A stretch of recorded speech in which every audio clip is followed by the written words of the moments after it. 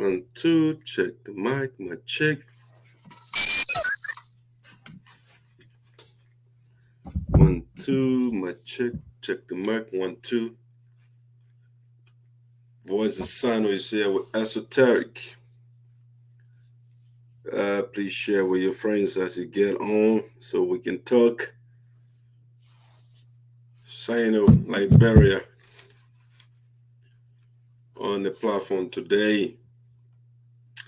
All right, let's do a little entertainment here as we get ready for another fantastic show on Voices SINOE in the diaspora with Esoteric.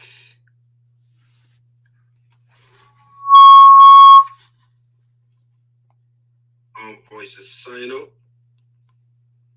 in the diaspora with Esoteric. All right, good. My sound is perfect here. Let me get you a little entertainment here. I'll be right back so we can get the show on the way here. Come on, start acting up. I hate when it does that. All right, let's see here. Let's see. Let's do some, let's see, musically. What we have for you here? Let's take you to Grand Jita here for a second, and we'll be right back, okay?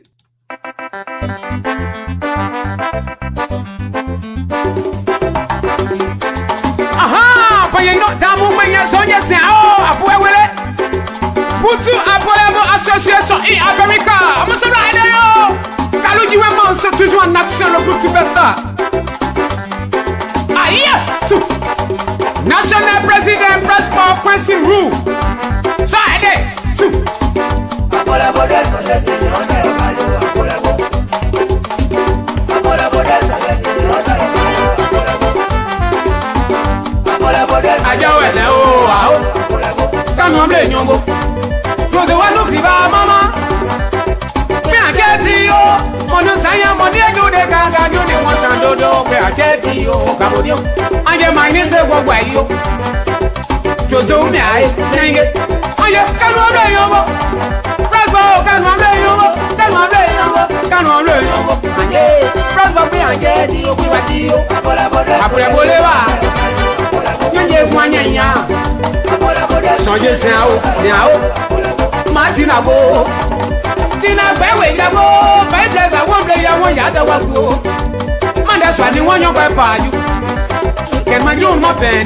Mama boy, you got bad, I never say what way. I will get to tell you what you are.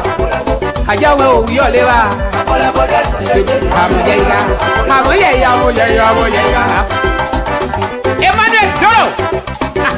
Secretary. I will my get to you. I will put right here. I know you are mama. You want to be there. You want to get there. You want to never go to work at one treasure. We are treasure mama.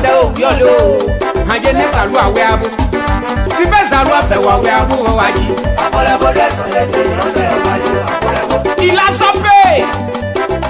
Financial Secretary. Aye, smoke. Adeabuka. Ademawe. Money, I know what my idea. You might get Gayana Kayabuka de Mamma. My way, I want to wear my Duaya. I will you, Yolo. Hayawene. Reverend Daniel Wallow. Chaplain. I saw blow a day. Chaplain, I saw blow a day. You don't know what I saw blow a day on the Yaga. Ayawe. Dina's room.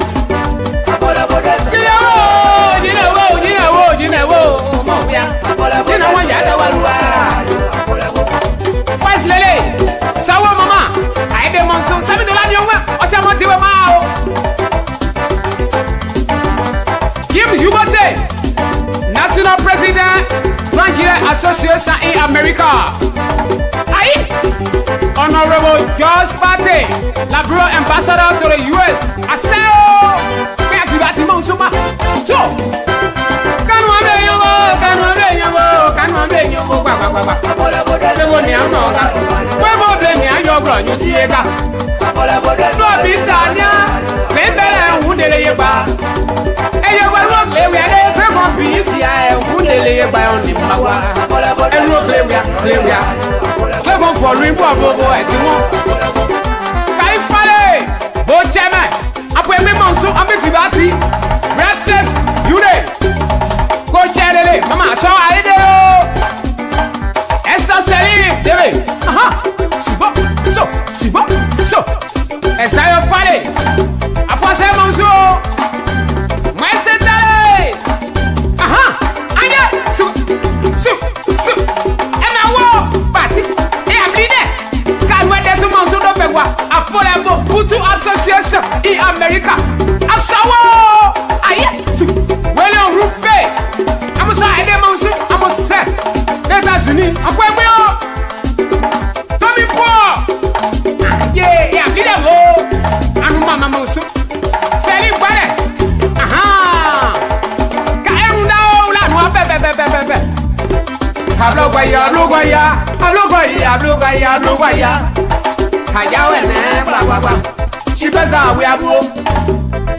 Sim Capé, Minnesota President. We are getting Monsoon.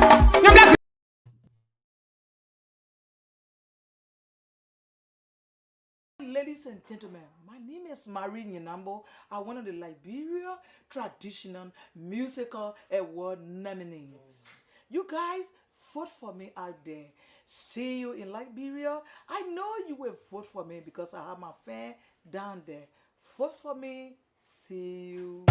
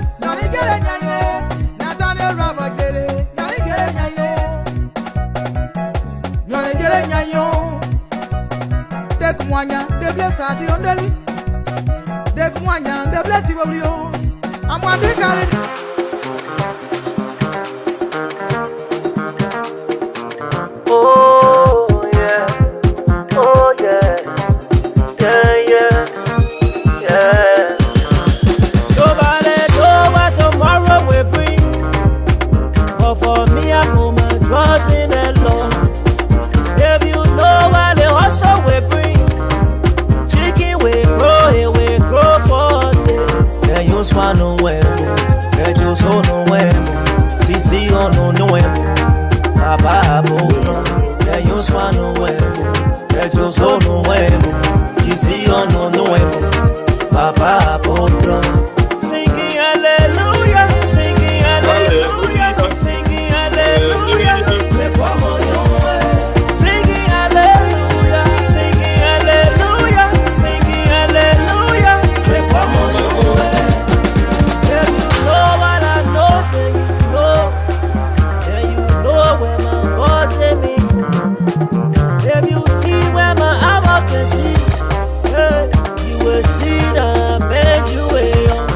Obanjai, yo somo no Obanjai, yo swapo Obanjai, yo somo no Obanjai, yo swapo Obanjai, yo somo no Obanjai, yo swapo Obanjai, yo somo no Obanjai.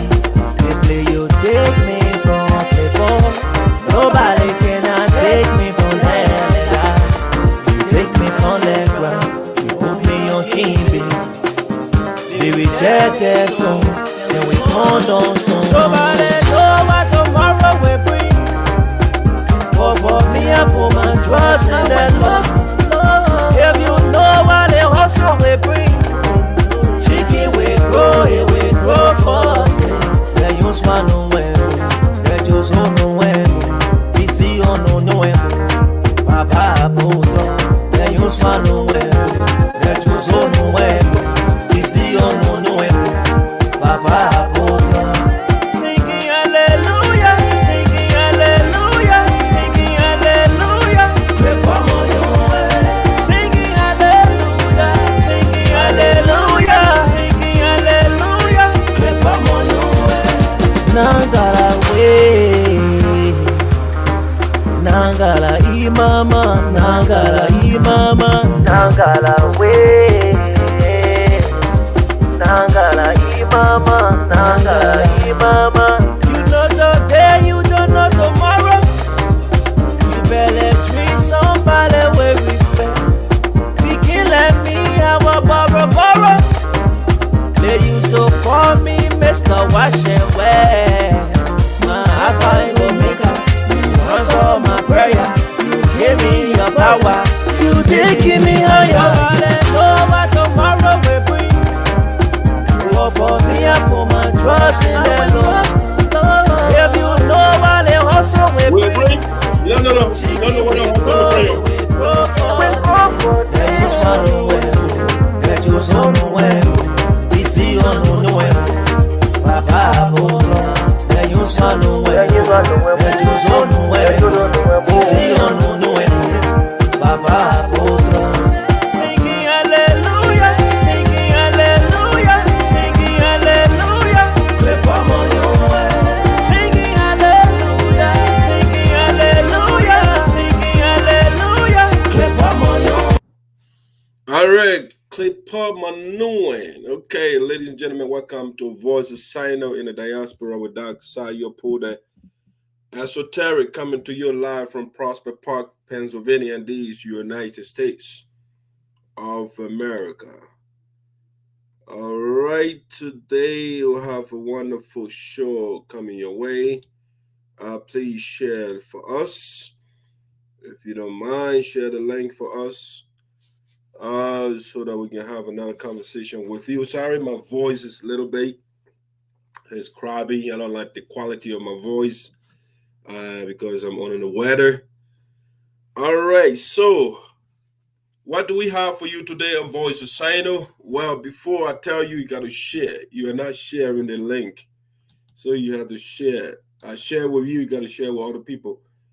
But then while you are sharing, while you are making effort to share the link with your friends, this is what I have for you today. Let's see. Today's headlines. I don't like the microphones for some reason. All right, so but anyway, I will try with it and see how it works out. If it doesn't, I will take it off. All right, so today headlines, we have some trending topics from Liberia. We'll be going, the show is situated strictly in Liberia today. Unfolding issues over there. The politics of SINOE County and some development, national development, okay? All right, so those are the things I want to be talking. So let me show you what the first thing that I want to talk about today on VOSD. All right, so we'll start the show with our happy birthday greetings. Today is the birthday of Decontee, Mamie Dartoe. All right, so Mamie Dartoe is my friend on Facebook, and I know her in person as well. All right, so we're going to start the show with a happy birthday. Shout out to a beautiful sister here. Mamie Dartoe is celebrating her birthday today. All right, so we cannot start the show with first doing a shout out to her. So, Mamie, on behalf of Voices SINOE in the diaspora, and also you are a staunch supporter of the national administration of our association. We also want to say it on behalf of the office of the president, happy birthday to you. On behalf of Voices SINOE, the voice of the people in the diaspora, we want to say happy joyous birthday to you. Enjoy your big day. You know, I like these pictures. Ladies are, you know, they are photogenic.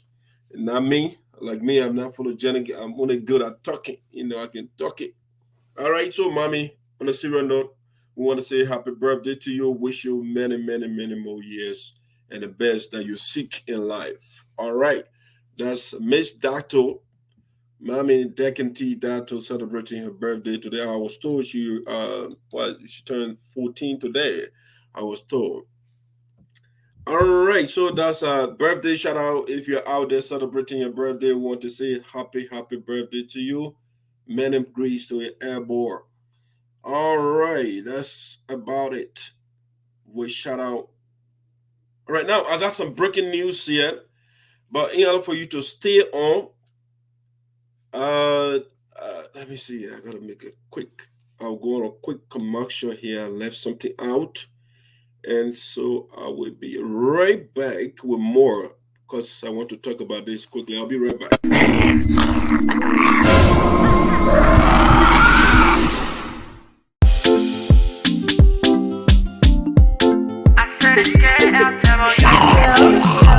I'm on saturated. Blessings on blessings, you call me blessings.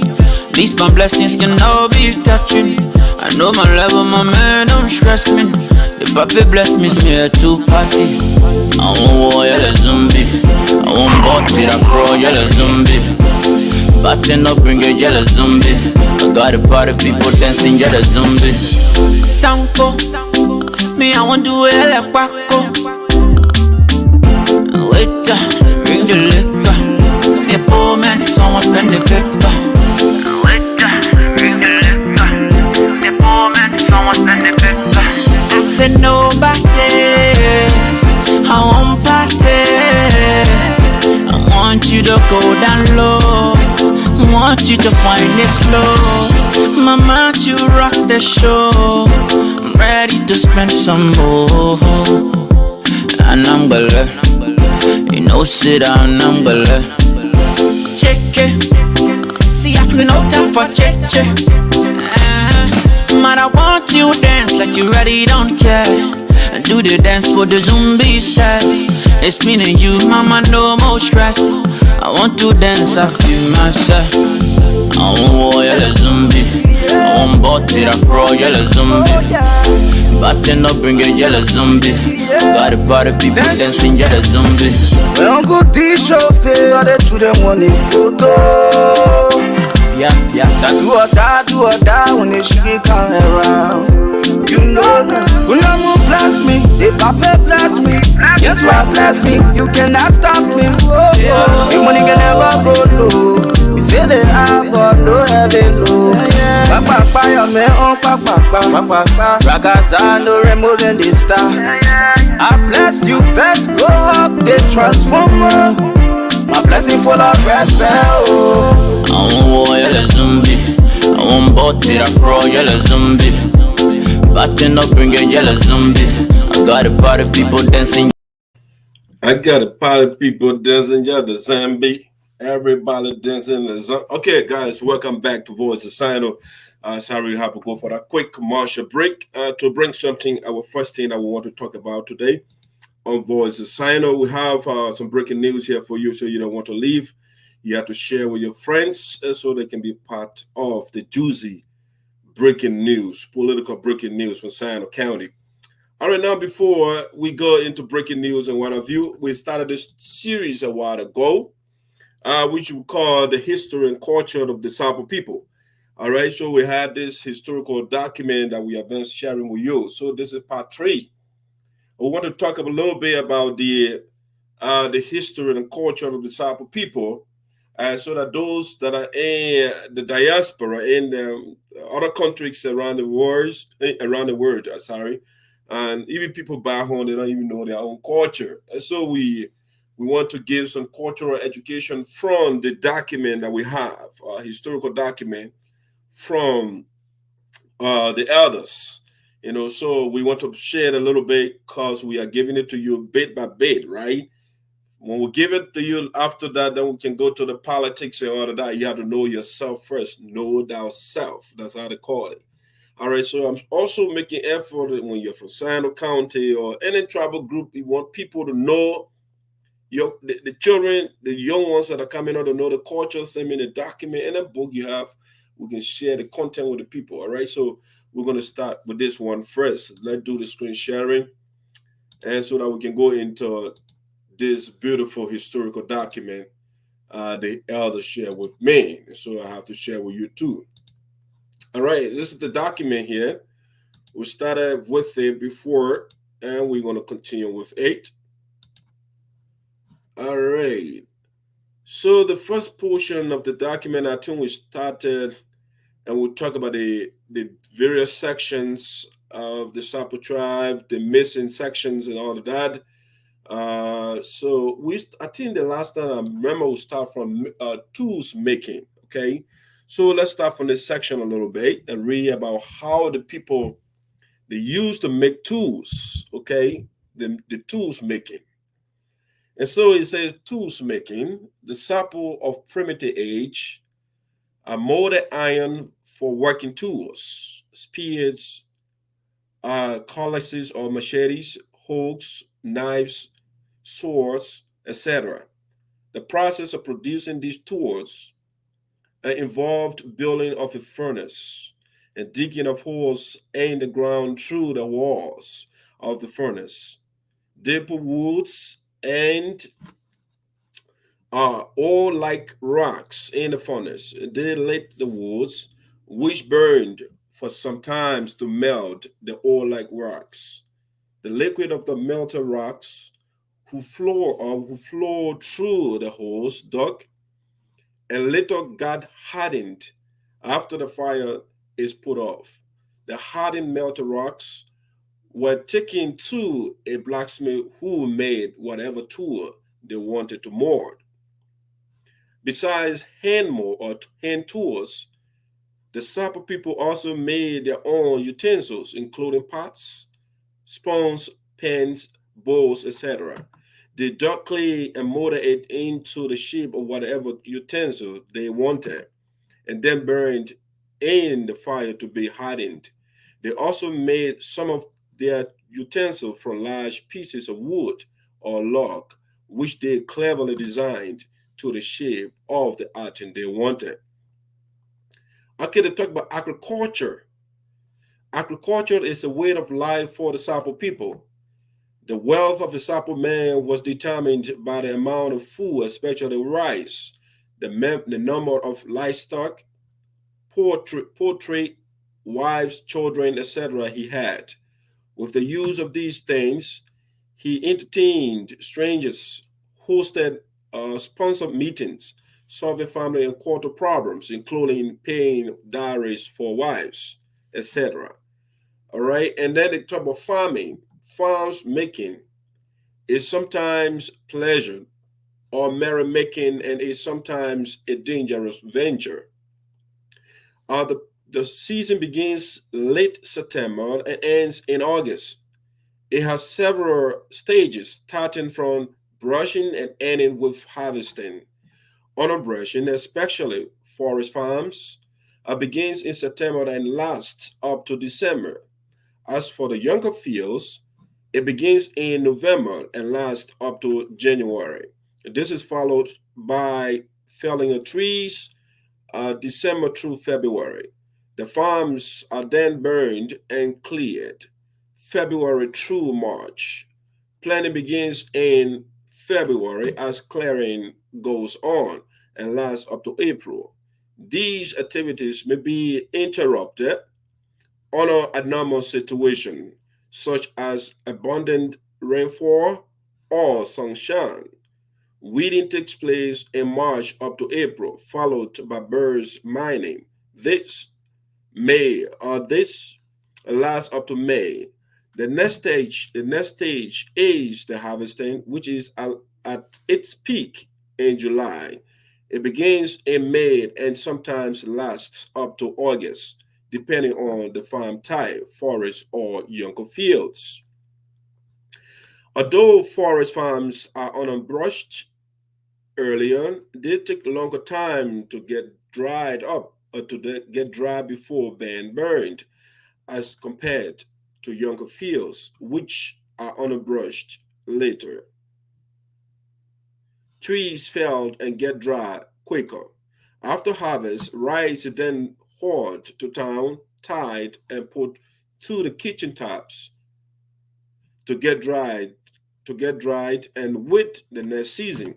At the end of the harvest, at the end of harvest, Sarpo takes not more than a month to rest before beginning the cycle again. Between the harvest and the beginning of the next farming season, men set traps to provide soup kinds, meat, and fish during farming. All right. It talks about here sharing of work between males and females. In the Sapo culture, and there are certain domestic works that are exclusively for males and or the females. For example, such tasks as cooking, hauling of woods or water, planting of rice, etc. I consider demeaning for men to do. Similarly, such tasks as onion brushing, felling of trees, clearing, hunting, etc., are not for the female to do. However, women's hunting role is fishing in creeks to provide quick soup kinds. Farming association. In every village, both men and women formed associations or the cool system pawn in Sapo to carry out the farming task, brushing, felling, planting, etc. These associations were always headed by individuals who were famous in the arts and were meant to help individual farm owners to complete certain tasks on the farm. Applications were made to the head of every association, who in turns ordered the town crier or the drummer to get everybody informed for an assembly in order to discuss the rest or the request. At the assembly, the members decided on a day to do the farm task. In most cases, the task, be it on brushing, felling, scratching, etc., is completed before the end of the day. If not, it will be completed the next day. At the end of the day or the completion of the work, members of the association gather one place to display the talents, especially the heads. This is usually showing the ability to cut a young tree about 3 to 4 inches in diameter with a single strike of the calax or machete. There is a special dress for every occasion.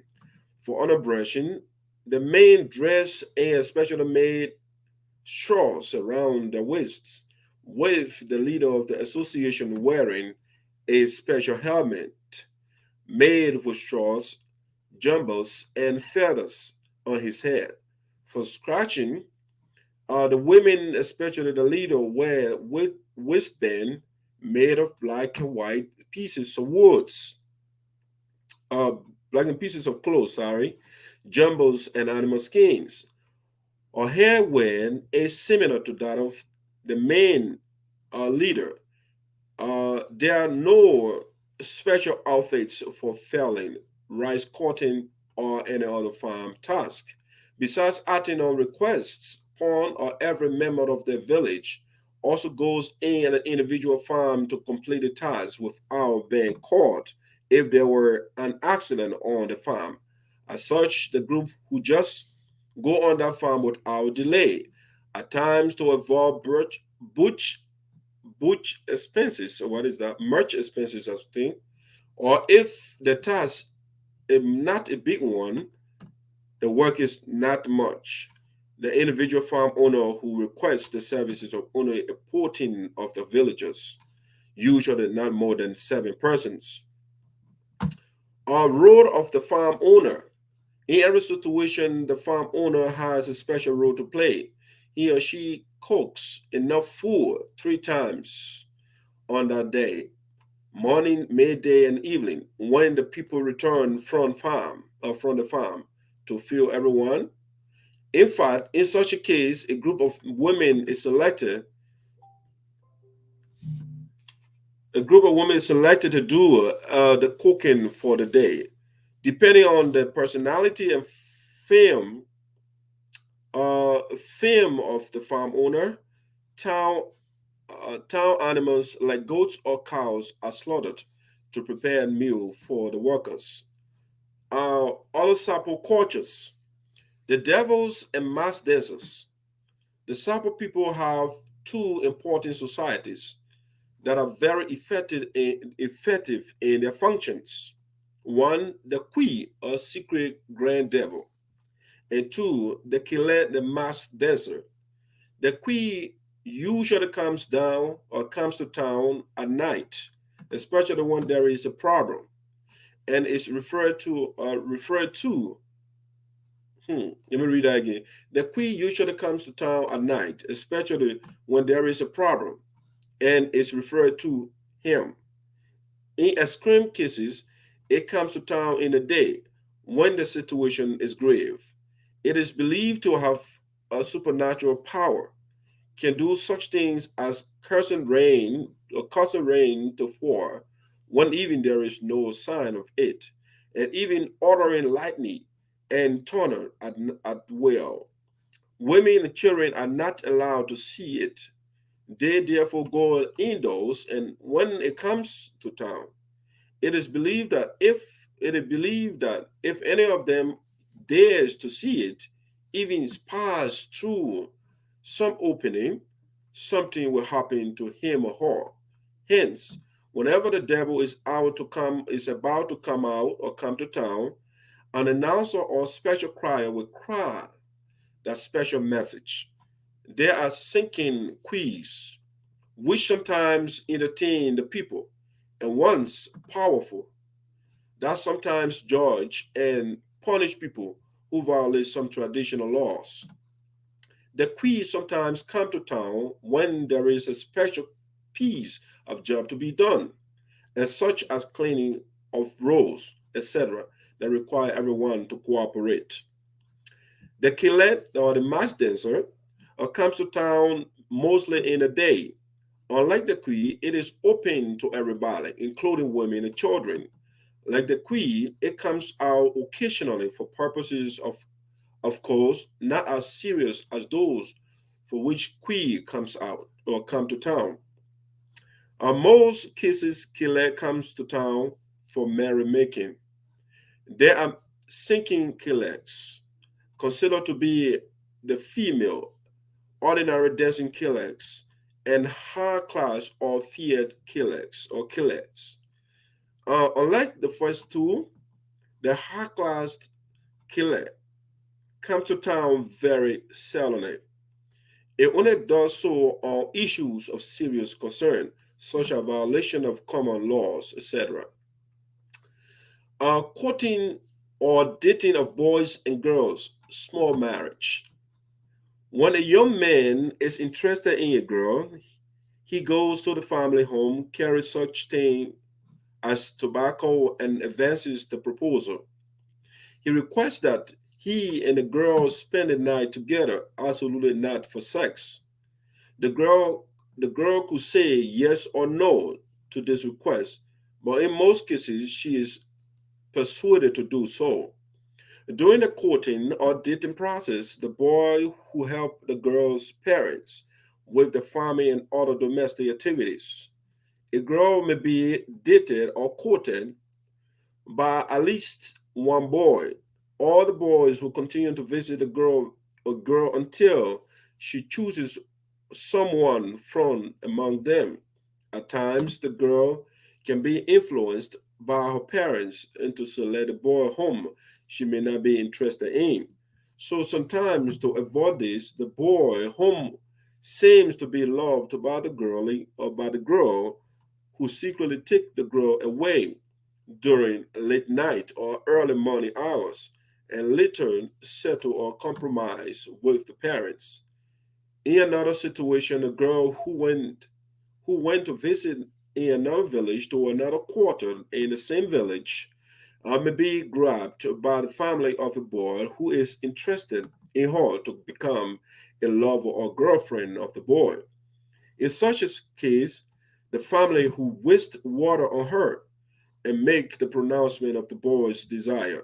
Sometimes the family of the boy who go to redeem her, but always a settlement or compromise is made.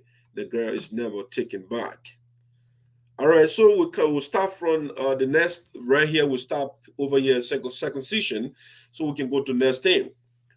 Circumcision. Boys are circumcised in most cases in groups, usually at the waterside, by a man known to be the Zoe or chief medicine man.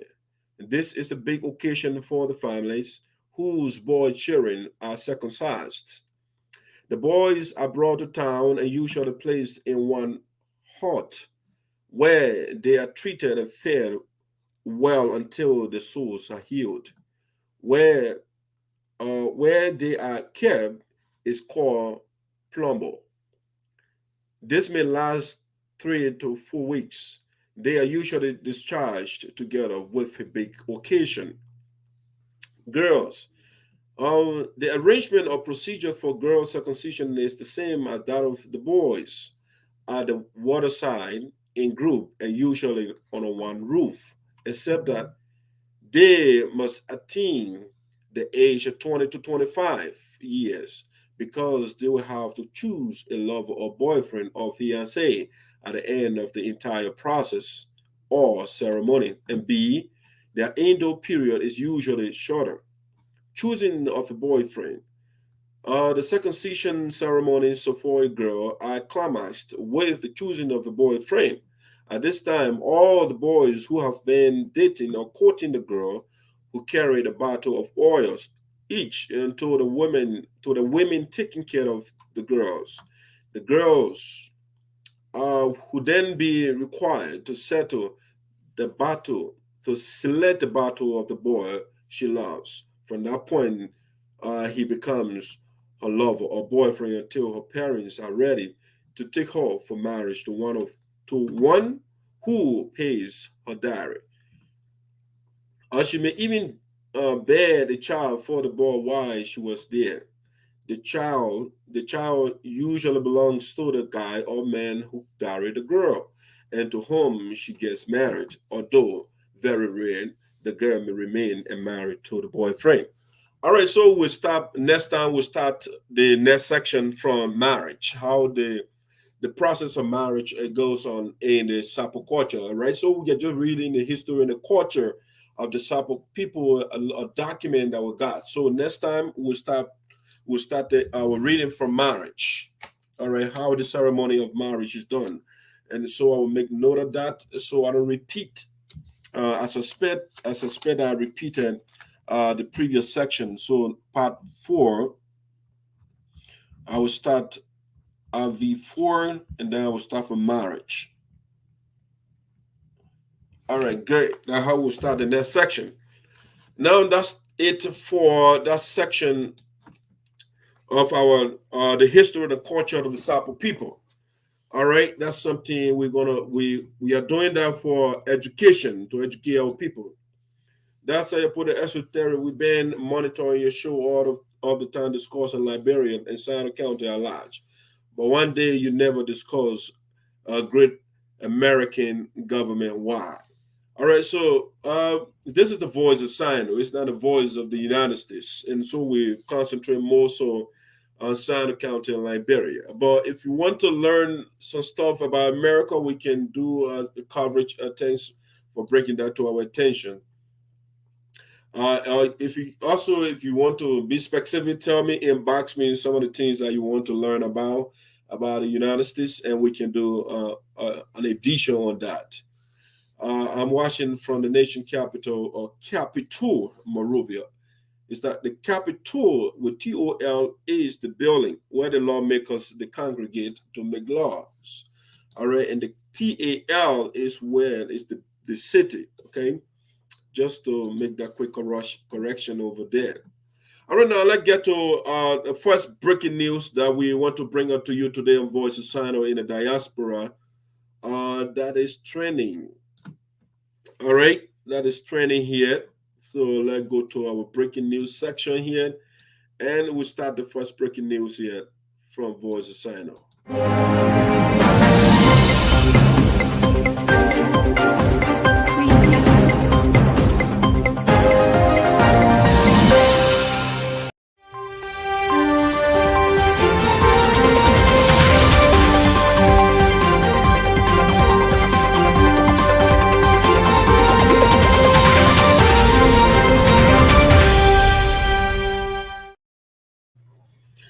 All right, ladies and gentlemen, welcome to Voice of SINOE in the diaspora. The breaking news we are getting right now from SINOE County. It says that Kai Jelly Assets, the 2023 raise, and congratulates Nyantee, why Helena Chilar remains silent.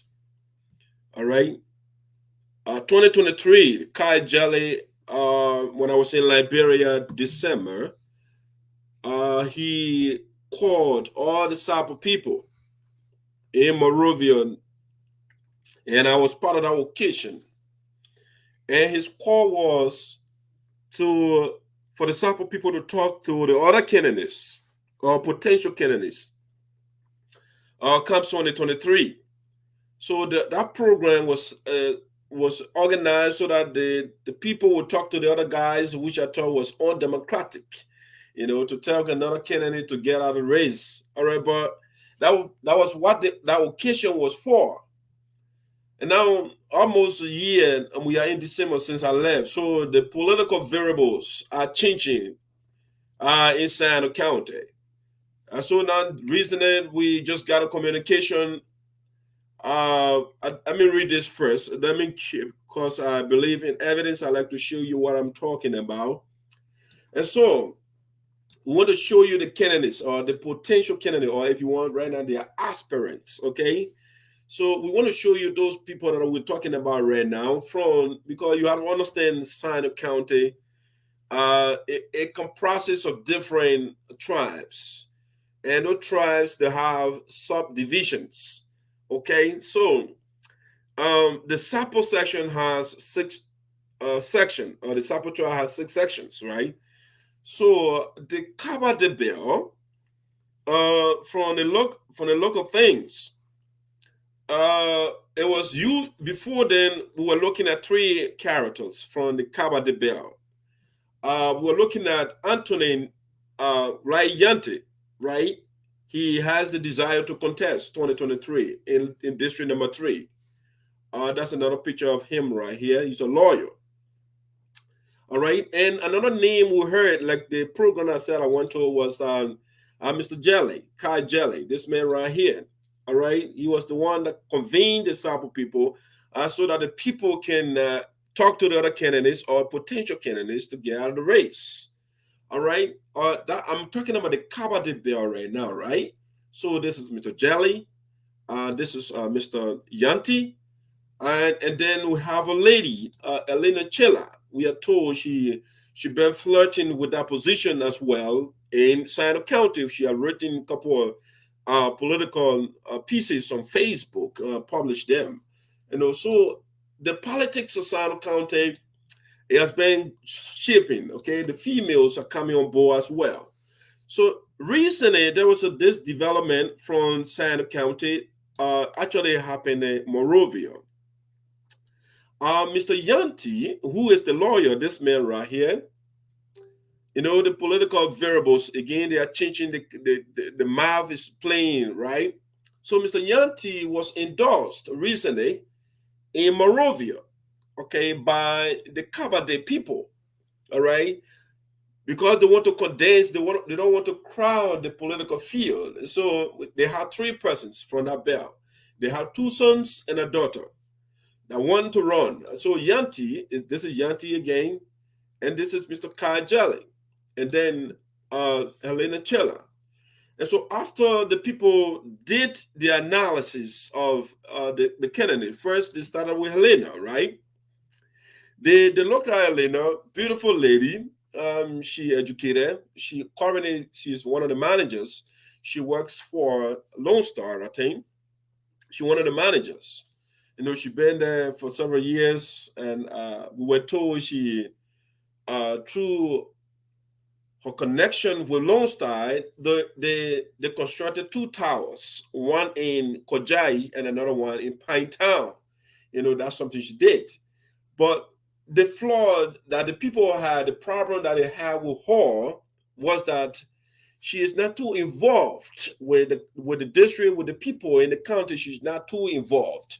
She is quite aloof. Sometimes when they call meetings, she doesn't come. She wants the people to do it on the phone and all of those things. You know, she's a technology woman, you know. And so the people say, no, the woman is not too active. Yes, she used her influence to get some towers in the district. All right, that's a beautiful thing. But she is not interacting with us. And number 3, another problem, the second problem they had with Helena Chilar was that she's a manager. But all the people that she hired, that the people employed that she used to influence or employ, they are not from the Sarpo belt. They are people from other counties. You know, so because of that, she's not creating jobs in the Kabade belt or in district number 3. And so when she becomes representative, she will be outsourcing the jobs in district number 3. And so that discouraged the people. All right. So they did the analysis, especially the youth. All right. Now, that's a little bit of Madam Chilar. Now we came to Mr. Jelly. Mr. Jelly, 2017, he wanted to be the representative. He wanted to be the people's candidate. But then the people took Honorable Zaza over him. Okay? The people they evaluated him and Honorable Zaza, and they said, no, Honorable Zaza is far better than Mr. Jelly. So we are taking the people from the Kabade belt now. They say they are taking Mr. Zaza. All right. So, but then Mr. Jelly, the problem the people have with Mr. Jelly, like before I go to Mr. Jelly, right, Miss Helena Chilar, another problem they have with her was she doesn't have a shelter in Kabade, nowhere in the county. You know, so I mean, you can be, you don't want to be our leader, but you don't have a shelter where you want to lead, and that's another problem they have. That's a problem they have with her.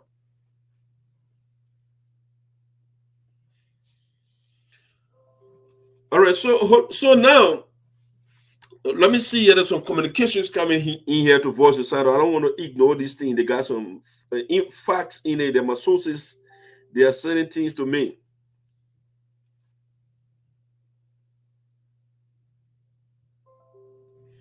All right. So the communication that they say here, she built a connection, right? The tower in Pine Town on her family land, okay, and not for the district. Okay, I don't know what that exactly means. So if you build a connection, the tower, the people, they're still connected to it, right? They use it. So I don't know. And it says she is running her own business and she's getting paid for that. Okay, so the tower, they say she is, the tower she built is commercial, basically.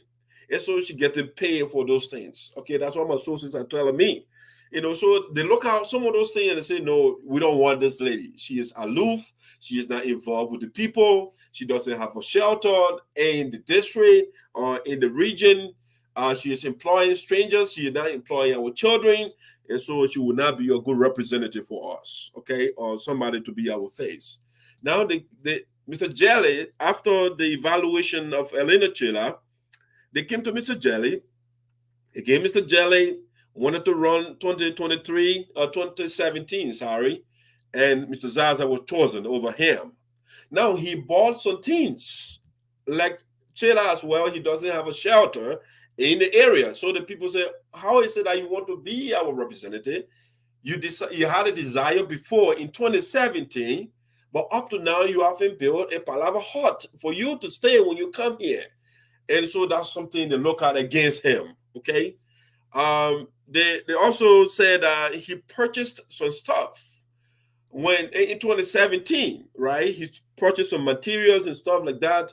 But because he was not selected by the people and they selected Zaza over him, his family got angry and they went and took those things from the people, you know. And that one of the things that one of the points they had against him, you know. And in terms of jobs as well, he's one of the big guys. Somewhere he's working, he has a good job, but they said he has to employ people from the district, from the town, you know. So what you encourage them to also make him their leader. And so, among other things, that's why they rejected Mr. Jetty. Hooray. Now, they came to Mr. The lawyer. All right. Again, Sheila, she has, I don't know her background, but she is formally educated. Mr. Jetty has some training in civil engineering, I was told. He has some background. But this man is a lawyer. And lawmakers got to be people who are astute in law. You got to know the law. You know, so they look at the man, Mr. Nyantee, they say, well, the man has been doing some pro bono jobs, especially, let's take, for example, historically, there's a lady in SINOE County whose land was taken by Senator Milton TJ. It was Mr. Nyantee and others that defended the woman, you know, so that her land, she will own her land, her property will not be confiscated by a government official because of the power. And so Mr. Nyantee defended that lady, I think Amanda Brown or something. Yeah, and that's how, in that case, went as far as to the Supreme Court.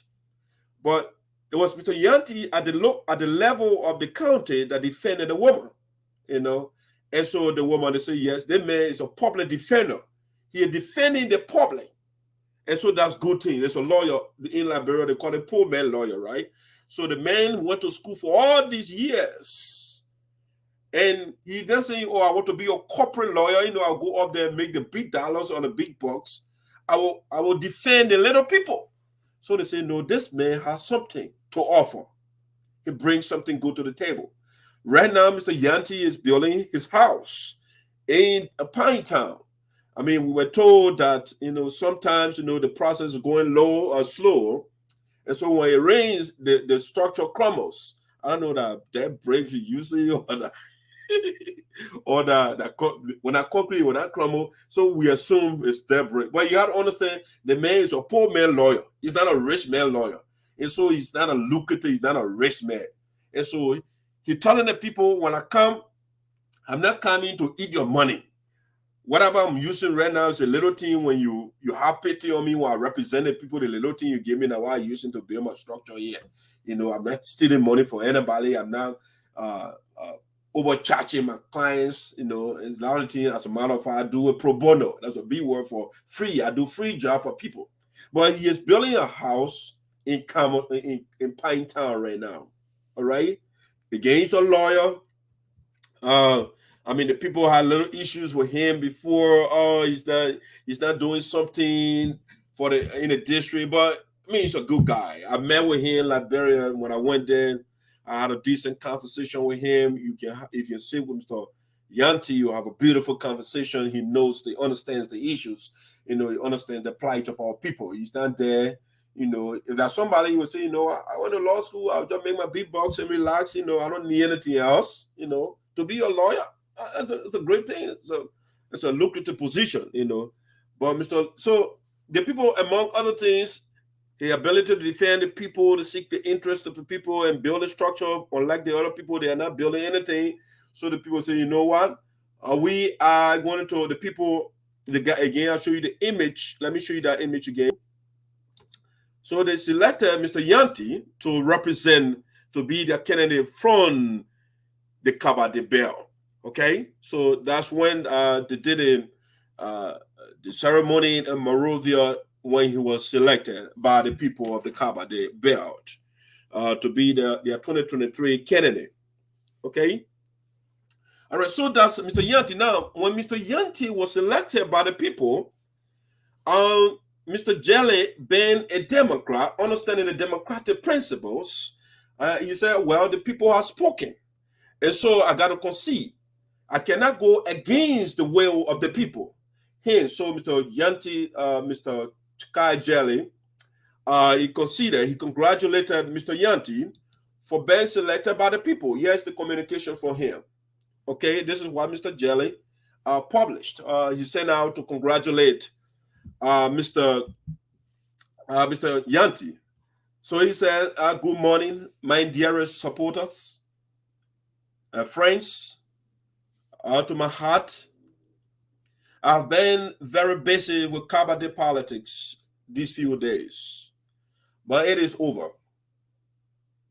Wlaryee Nyantee was chosen over me yesterday, December 11, 2021. Mine the Kabade, I don't know what you're trying to say. May the Kabade people, okay, let me read that again. But it is over. Wlaryee Nyantee was chosen over me yesterday, December 11, 2021. I think he meant to say by the Kabade people to contest the 2023 elections. I therefore take this time to congratulate Wlaryee Nyantee for the success and wish him well in his efforts to becoming the representative for electoral district number 3, SINOE County.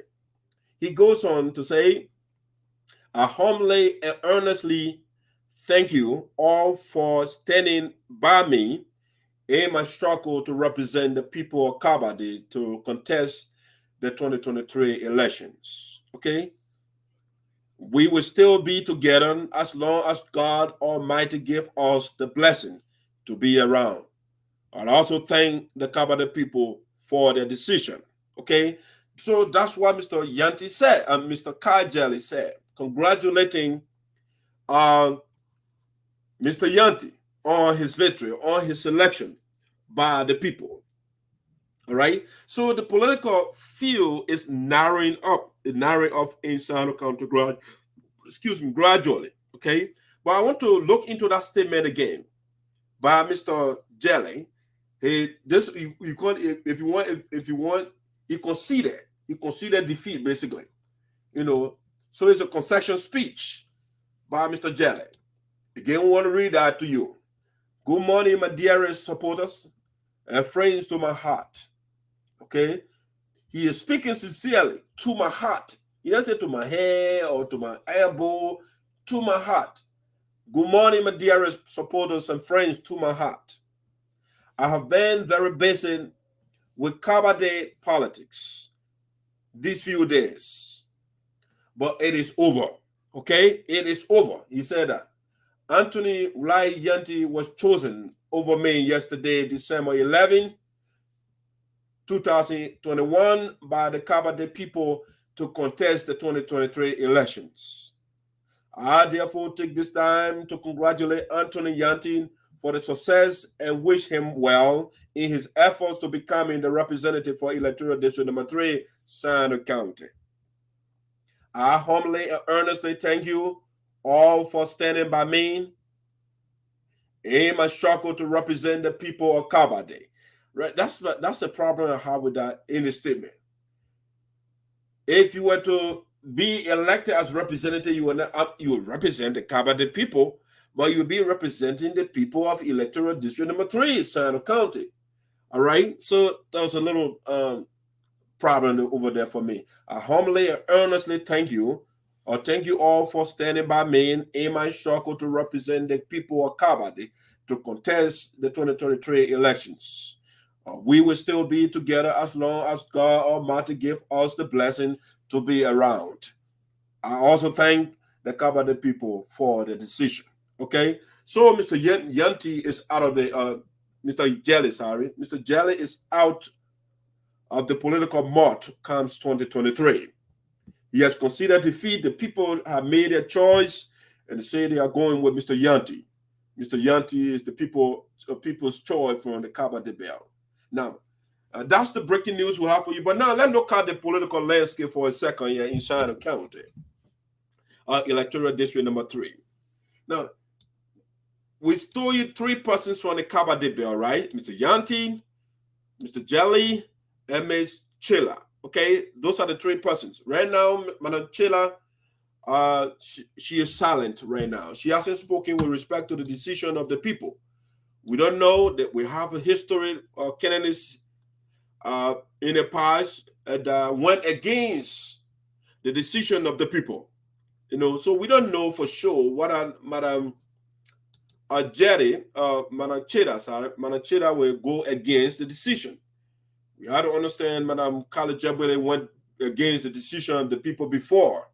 You know, Reverend Kolo went against the decision of the people in the past. So it wouldn't be anomalous if Madam Chilar goes against the call, the call of the people of the Cabo de people, all right? It's possible.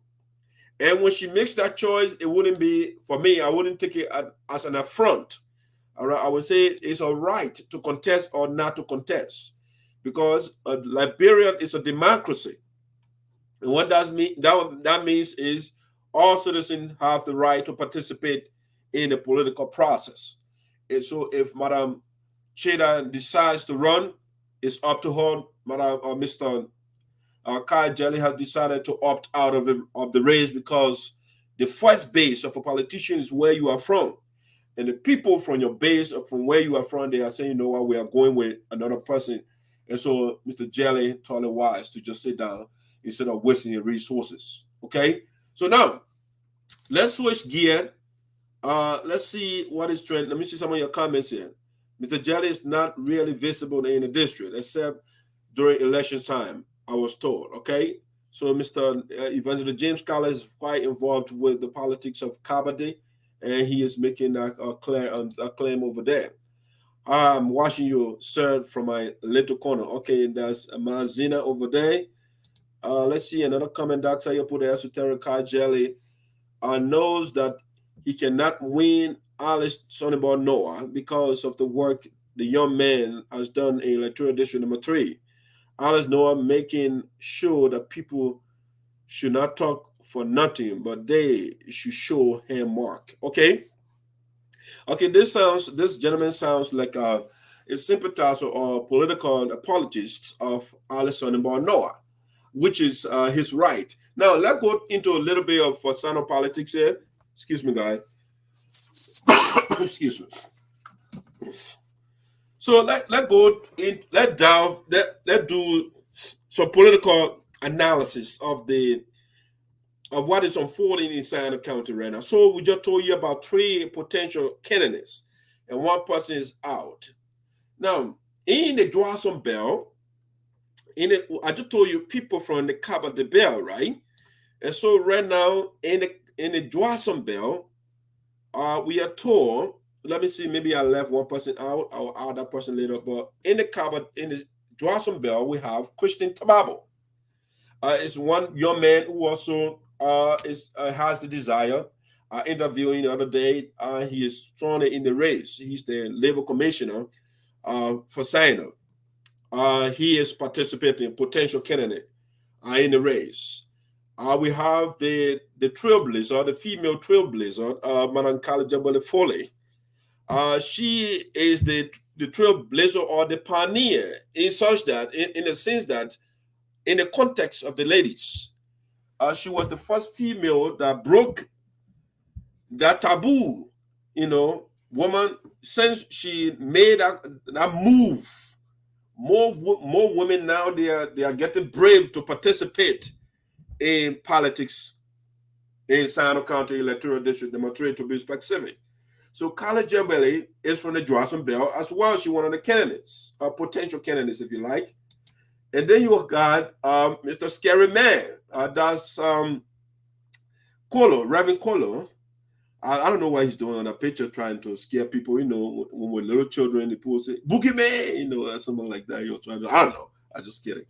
But anyway, so that's Mr. Colo, Reverend Colo here, he's from the Johnson Bell as well. He's one of the candidates. And then we have Alex Sonnenborn Noah, also a viable candidate for 2023. I think I'm missing one person here. Let me add that person quickly. That's Madam Carla Shibwe. We are told she also is flirting to participate. As a matter of fact, she made the announcement at one point that she is coming in the race to challenge the other candidates. All right, so let me add her picture quickly here to the studio. The picture is coming there. It will be there shortly. So you can see in the Madam Carla Shibwe.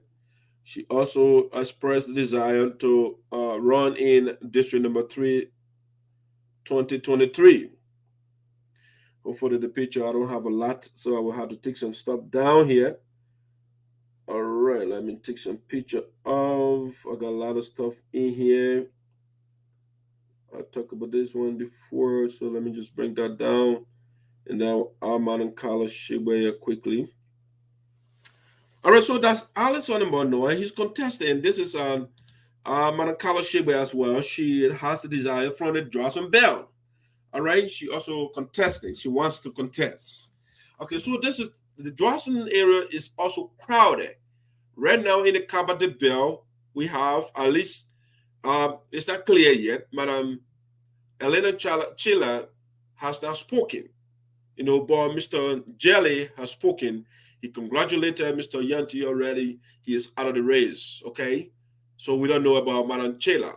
But in the Johnson Bell, the crowd, these people, they are all from the Johnson Bell. Alex Sonnenborn Noah, Reverend Colo, Kalejabole Foley, Christian Tobabo, okay? These are the people from that side. But the question is, will the people also have their primary? I don't take the thing from my hair. It's bad on my ears. Sorry, guys. Okay, so that's Christian Tobabo.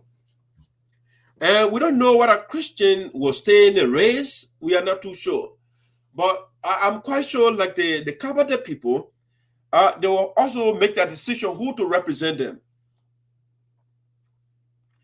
Now, again, it's not written in stone that when the people say get out, the people will get out. It's out of courtesy that the people, because you don't know next time, you don't know what coming next. Okay, so now, what? Let me give you a little bit of these guys. Okay, Christian Tobabo is the labor commissioner. I talked to him before on the platform, and I was told he has a student scholarship and stuff of that nature. All right, he went to Colo School. You know, he's a former student of Colo. You know, Reverend Colo. He went to Colo School. Colo was the one that educated, giving the foundational education. Okay, Manakali Jebele Foley. She got fancy Western education. She's an RN. She's a professional. She's working in the United States, top institutions here. You know, she makes good money. I'm told right now, she is building a mall in the Johnson Bell, which the politicians, you know, the politicians now, they can say just to make their opponent to look bad. So they say College Jebele is building your garage. You know, that's what all of her opponents are saying. But she is saying she is building a mall in the Johnson Bell. Okay, and she has ladies, people on scholarship and stuff of that nature. And nature she ran before, and so she understands the political landscape. Reverend Colo, we are also told he has a school again. The guy was a former student, you know, from Reverend Colo school. He graduated from there, or he attended that school. Okay, so Reverend Colo contested in 2017. He was defeated by Honorable Zaza, but from the local things, Reverend Colo does not have a chance to be to win the seat because of two major reasons.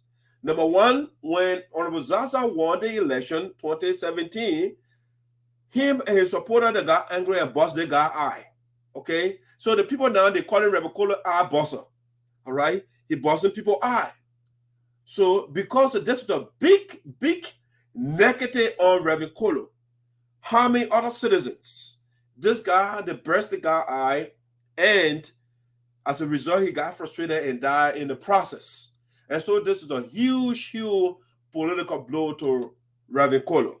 It ruined his chances. And this guy is from the majority voting black in SINOE County Electoral District number 3. So that radically reduced the chances of Reverend Kolo winning that seat for the people voting for him. Now, Alex Sonnenborg Noah, he contested before maybe 2012 around that. I'm not too sure.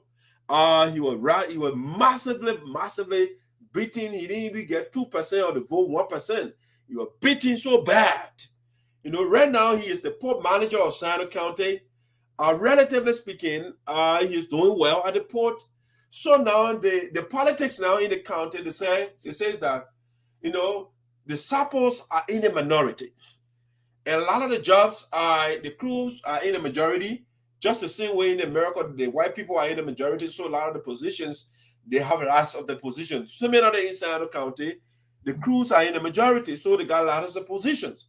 So the saying goes right now, the argument that people are making right now, Alex Sonnenborg Noah should remain at the port, you know, so that when another Sarpo person wins in district number 3, we'll have at least 2% in the power structure of SINOE County, you know. But when Sonnenborg leaves the port now, we don't know who is going at the port. And that will reduce the majority representation in the power structure of SINOE County. So the argument now, they say Sonnenborg Noah should remain at the port. All right? He's not relatively well. When he got there, they had 3 to 4% at the port. He increased the labor force up to 40 plus. You know, so the people say the guy should remain there. You know, and besides that, Alex Sonnenborg Noah is the only person that has external training when it comes to port management. So when he leaves now, the person that will be there will be inept. You know, they will just put somebody. So Sonnenborg Noah should remain there until somebody can be trained, you know, by the Liberian government, the same way they send Alex Sonnenborg Noah out of the country to come and get some port training. And so the man should remain there to nurture other people. You cannot be there in no time. You are doing relatively well. You want to leave and say, oh, you want to be representative for job security. If you are not doing any bad job at the port, why should you be afraid of being replaced?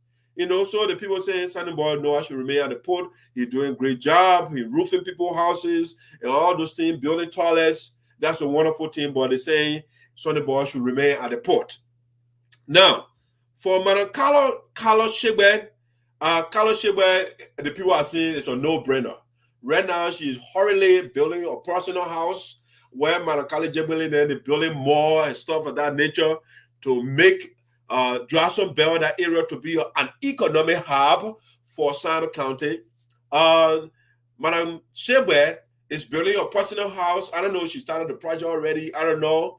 But she one time when she made the announcement, she said, oh, you know, anybody out there that get expired drugs, when you get medication that you tie away, any clothes that you tie away, anything that you don't use, you wear, you tie away, just bring it to me so I can go donate it to the people over there so they can make me representative. You know, that's something that she said during her endorsement or proclamation when she announced that she is running. That's something she said. Oh, any rotten clothes you don't want, any rotten medicine that you don't want, anything that you don't want, any book bag for the children there that you don't want, that rotten, just give it to me. I'll go donate it so the people can go for me. And so she made an announcement at 1.0, and 50 women that will be endorsing me as the candidate. That big district, that big place with all the people, only 50 persons, you know. So I can tell you for sure, I can predict Madam Carlos Shebed. I think Boniface will perform better than her. You know, Boniface got 88 votes during the last election. So I don't know whether Madam Carlos Shebed will get 88 votes. It's very slim. Very, very slim. Okay? All right, so Madam Carlos Shebed for the local things, is the one that people are looking at. She said, number one, they say she is the trailblazer. She opened the political field for women. All right? And she is, you know, politics, it comes with a lot of things. So Politics nowadays, they are looking at a lot of things. They got what they call politics of aesthetics, right? Politics of aesthetics is the look of the person. The person, the look of your leader. It plays an important part. People like to see beautiful people. They don't want to see people that are unsightly. So say, for example, you made a man representative. When people come, they will be running. The man. So this is called politics of aesthetics. The looks of your leader is matter. Sonny Boy, of course, he has a good looks, So politics of aesthetics, he passed in that area. Christian Twabo, when it comes to politics of aesthetics, he qualified, he passed that area. College she passed in that area. No, Kolo failed the politics of aesthetics. Now, when we go to Mr. Nyantee, Mr. Nyantee, he passed in the area of politics of aesthetics. Even if Mr. Jelly remains in the race, he also passed in the area of politics of aesthetics, okay? Manachida too, she passed in that area.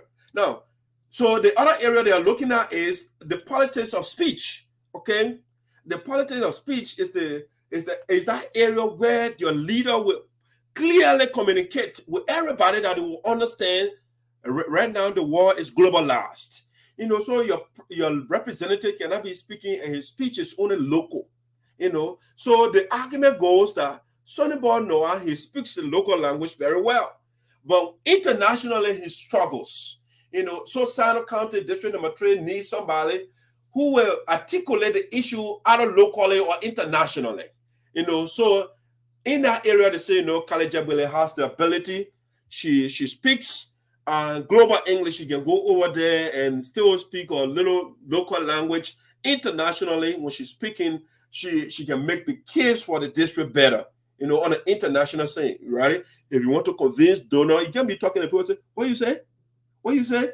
So College speaks the English. You can speak to the Caucasian, the African American, different population. Her English is clear. Reverend Kolo, when he's talking, like he's trying to make you scared. He's very, intimidating. So his voice, the subject, and the verse, they are in commotion. So the people say, no, he's not the right person. Locally in the church, Reverend Kolo can go there and speak that, that local parlance. It will go well with the people. Christian Tababo, he's okay locally. I listen to the young man, he sounds good. But the people also the same. I think he has this in common with Sonny Boy. They say they exude some sort of arrogance, and I noticed that for him too myself. When I engage him, when you are talking, people listen to your body language, your tone of voice, the way you sound. They can tell whether you are arrogant or not. The way Twabo has this kind of, he exudes this sort of arrogance.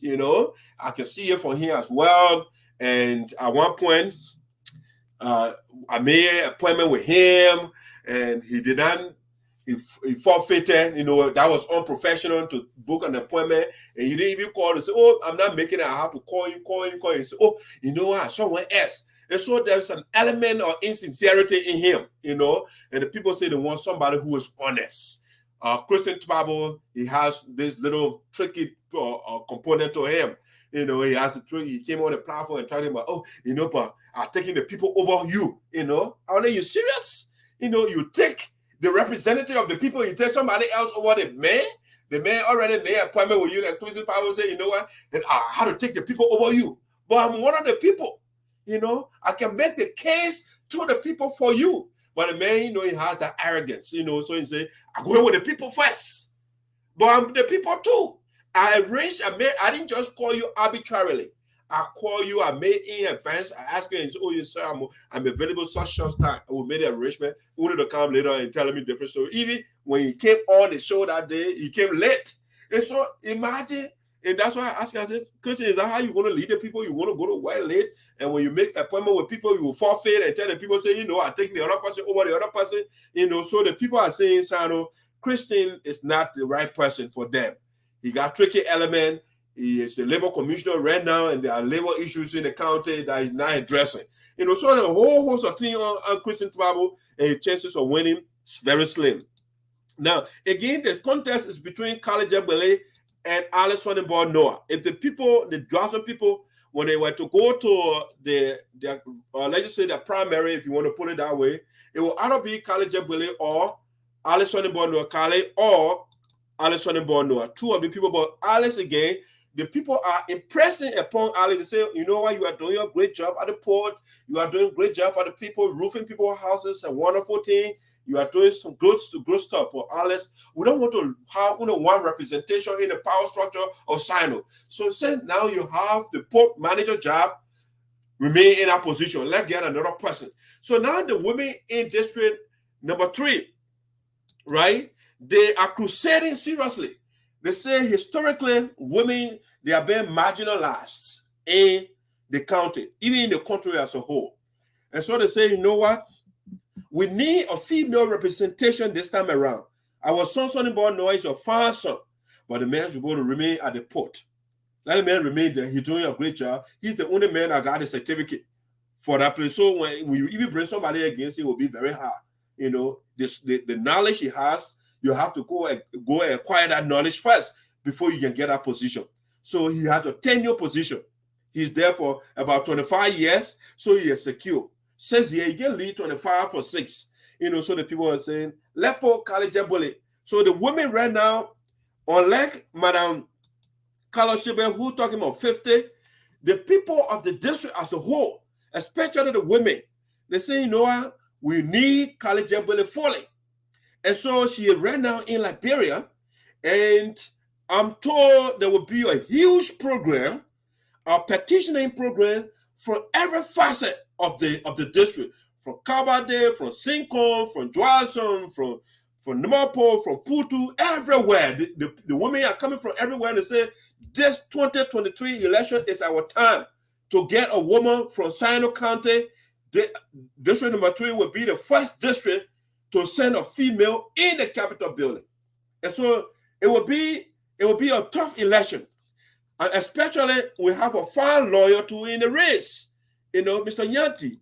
So say, for example, it is between Nyantee and Kalejebole Foley, all right? It will be an impressive race.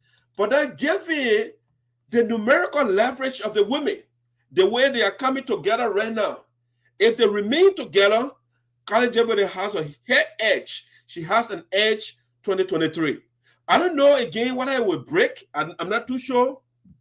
But the way the politics is going right now in the county, the women are saying since 1847, since the establishment of this district, the Tell Regional, this is a county, SINOE, we haven't had a female representation in the House of Representatives or in the Senate. And so this time around, 2023 is a woman. We would have put, I mean, Carlos Shebe, but you know, she's only there, she's doing business with Madra, the company that didn't go, you know, she offer wearing the gold and the jewelries, you know, and we don't, I mean, she can go and buy her jewelry, that's fine. But we need our daughter who got our children on scholarship, you know, who is building a mall in the county. I mean, she contested before, she didn't win, but you know, it is not, you know, not every time there was first time to everything. And so this time around, we're going to rally. So they call her. She was in the U.S., Kale now is in Liberia. So the other day I saw the post, they said the eagle has landed. The eagless, whatever. The eagle on the ground now, you know. So I don't know. Again, this is the politics, the speculation, the political speculation going on in the county. They say the law, Alison and Board Noah, but the law being ran down to be at the port, to remain there for the 25 years because it's a tenure position. They can't just take you for there easily. So the Sonny Boy Noah is a fine young man. He's doing a great job. And even though some people, they criticize the guy, they say, yeah, this guy, they have something in common, the arrogance, the little bit, the arrogance is an issue, you know, and stuff like that. But overall, when you look at overall Sonny Boy Noah, they say he's a fine son. I agree with them too, you know. I agree with Sonny Boy, he's doing great on some things. But the people are saying we need more, the minority need to be represented in the power structure. So Sonny Boy Noah should maintain his position at the port. And then they can send Kalejebole Foley to replace Honorable Zaza. Because Honorable Zaza will be in the Senate. 2023, they are bringing him to the Senate. And so Kale should take the seat of Honorable Zaza. And I think she has a local outlook and she have international perspective as well. You know, I mean, during the debate, that's when you know. I know the lawyer also will make. I mean, that's a field. The lawyers that are good at debating, but the manageable Foley, she has the inner area of the politics of speech or the politics of rhetoric. That area, she also strong in that area. She can make a case. She can make a coherent and strong and solid case. You know, she has a platform. You know, everything that I see, I read it. But again, it's one thing to have a platform and to implement. But again, that's what I'm hearing on the ground. The politics on the ground.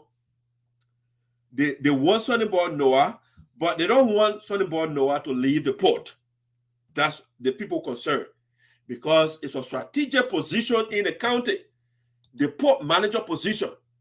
So when Sonny Boy leaves that place and say, for example, the main senator or representative will have just one representation. I mean, Zaza will be there, but Zaza will be representing the entire county. But at the local level, you know, Alice on the board, when he will be a representative. So they will say they want Alice to control the port and then Carly Jebele in charge of the House of Representatives, you know, that she will come and be, you know, speak the Siri to the investor when it comes to speaking Siri. You know what I'm saying? She can speak to the people, our biggest ally, America, biggest ally, or Liberia, biggest ally is America. And so she speaks, she grew up in the U.S., you know, even though she got a local outlook, she got a foundational out. I mean, when she was coming out, she grew up in West Point. You know, so she had a humble beginnings and stuff of that nature. She worked hard, she climbed the ladder. And so the people are saying, the women are saying, our daughter worked hard. You know, a lot of the time they say nothing good can come from West Point. But our daughter, she came from West Point, she grew up here, she went to America, she became a nurse, professional nurse. And now she's working with a big company. And now she has scholarship, she got ladies on scholarship, our children. When you look at the population, the women in SINOE County that are in school, they are like 2%. And so she says she wants more women to be in school. She wants, I mean, like, let's say women, female reproductive education, their rights on the issue of rape, how to avoid those things, you know, the kind of education she's providing. And then on top of that, she is building the first mall in the history of SINOE County, building a mall. And the woman said, no, this is the person we want. She will be a good representative. She's not coming for money. She has money already. The woman has her own business company that she runs in the United States. All right? Her own business around $1 million. $1 million business. So she's not going there for money. She's coming there to speak for the people, to advocate for services to come to the people, especially in the healthcare area, our area now. Think about it. Our women over there, nobody advocating there for them in the health area. And so she's coming to speak for the disabled. Who's speaking for that? She had all those things on her platform. Back when they call them the crippled people or crazy people, you know, people that are intellectually or physically disabled, they call them all those names. And Carly Chapel is speaking to those things. Those are the people, the different population that are neglected. She's here to speak for the women are neglected, the children are neglected. It's the male-dominant society in Liberia, Africa as a whole, with the exception of a few countries like Rwanda that are seeking the rights of females. They got specific number of positions in parliament for females in Rwanda, you know, and stuff. But in Liberia, we don't have something like that. And so when you look at our parliament right now, look at Congress in Liberia, you don't see 10 females over there, you know. So the women of SINOE County, Electoral District number 3, they are waking up. They say, we want Carly Jebele. Yes, she has her shortcomings just the same way every human being has. Every human being has a shortcoming or shortcomings. So, but we have to look at the positive outweighs the negative, you know. You have to understand this though, when your upbringing, it has an influence on you. The way you come from, so now the woman, the way she talks, the things she rude. No, it's the how the environment has, it has an influence on you. And so that's so, but she's a very decent lady. I mean, she defied the norm in the society. Oh, women should not run for this one. She was the first person in SINOE County. She went against the godfather of SINOE, and that's why she was beaten. But assuming that she hasn't gone against the Godfather or Zaza, maybe the people will like let her. But right now, you see the way the politics is going now is in your favor, because that's what the people do. Our people, when they want you, they will say, you know what, we will petition you, we'll do this. So 2023 or 2017, they say, oh, the people say the Sarpo were pulled, they put together, they say they wanted Zaza. And she went against that norm, and that's why she was ready to get it. But now the people are putting together, they say, you know what? Our son, the Godfather, is going to the senatorial position. So now we'll bring our daughter. She didn't give her like other people when they contest, they beat her and then they run away. She been consistent in the county. She frequently in the county doing stuff for people and the children. She following up with the scholarship and those things that she's doing, And so as the only factor that is beating Sonny Boy right now is the female factor, because the women, they are about, the last time I checked, it's about 70% of the population. So when Khalid Jebele can run that campaign and get the women on side, even if Sonny Boy goes in the race, he'll be defeated, But I told Sonny Boy, we just maintain, 25 years at the port. That's a good thing for it. That's a good job. You can do something for yourself, brother. You don't necessarily have to be law, because maybe when Khalid Jebele leaves, you can come back. You're still young. I think Alice, 25 or something, young man, All right, let me see some of the comments here. Let me see what the reaction the people. Manafole needs to disassociate herself from TJ if she wants to win the representative position of district number 3. That's a valid point. That is a valid point. And hopefully she will. And that's one of the things that killing Kolo. That's why Kolo boss somebody and he boss the man and he also friend with TJ. All right. And that's why one of the reasons why the man Kolo does not have a chance. The man who stole somebody's car, sponsor rape bill, chanting to ring and spoke for child status, and said people should not get job and left, bought old machine, were declared guilty. Those things, and so, sponsor bill to take people land, and Kolo said that the man, my mail. So, only if Khalid Jebele still, if she has connection with TIJ2, she has to disassociate. That's a valid point there that you made. Yeah, she has to. Because myself, when I realized that she has connection with TJ, it will be a fire in the hole. Yeah, I will put fire on her back. So we are looking for the evidence right now. If it is indeed true, but I think she has to come and disavow herself. If she has any connection with TJ, she has to come public and say, no, I'm coming to advocate for the women. And I can't be allied with somebody who sponsors rape for people to legalize, for rape to be legal in the country. Khalid Jebele will have to make that clarity. Because if she does not make that clarity, it means that she is coming to help TJ to sponsor rape in the country. And I don't think she wants to do that. So Khalid Jebele will have to come public. All right? Alison Boy Noah is clear. Here TJ can see eye to eye. Because TJ say, I will take you to the slaughter hall. So Alison Boy Noah doesn't want to see the ground that TJ walks on. So if Mala Jebele does not disavow herself from TJ, does not disassociate herself with TJ, then Sonny Boy Noah has a leverage. Kolo, then no boy, I know we will make sure. That's a thank you for bringing that point. Thank you. It's a very good point, and she has to make that clarity. Missy, please be advised if you want to be a representative of district number 3, disassociate. All right, we're home. TJ. I think that's what he meant. All right. My mother, she even carried Milton TJ to Wallow Town, where TJ spent a night, even her husband, his best friend to TJ. All right, so we have to validate, we have to do further investigation on the information. Because for me, it is serious. When you have connection with TJ, then you are not the right person to represent our people. All right. And for all indication, it's clear that Sonny Boy Noah does not have connection with TJ. Because TJ said, I will take you and President Duncan to the slaughter hall. So since that time, the whole time, me too. Somebody say, well, take me to the slaughter hall, I'll be friend with you. So Sonny Boy Noah, and TJ, they are not there. So Jebele got to make it clear. Is it true that your husband has connection with TJ, and you say you carry TJ to Wallow Town? We want to get the information clear. Manafole needs to disassociate herself. Okay, that's what Mr. Modbu said. Jebole is she the best friend to TJ, so we cannot elect her. Okay, now what? So that the argument here we want to. That's a valid point against Mana Jebole. If indeed she's a friend, me too. Again, when I know when it is established that she has connection with TJ, it finish. Then I will come and declare for Sonny Boy Noah. Yes, I will start crusading for the young man for the cornbread. Even though I wear the corporate bag before you vest, corporate apology now. You can't get fair, man. Come on. I just tickle you small now, and you get fair with me. But let's see. Kale Jebole, she's a fine lady. But the information that coming to me is getting me afraid to say that she has connection with TJ.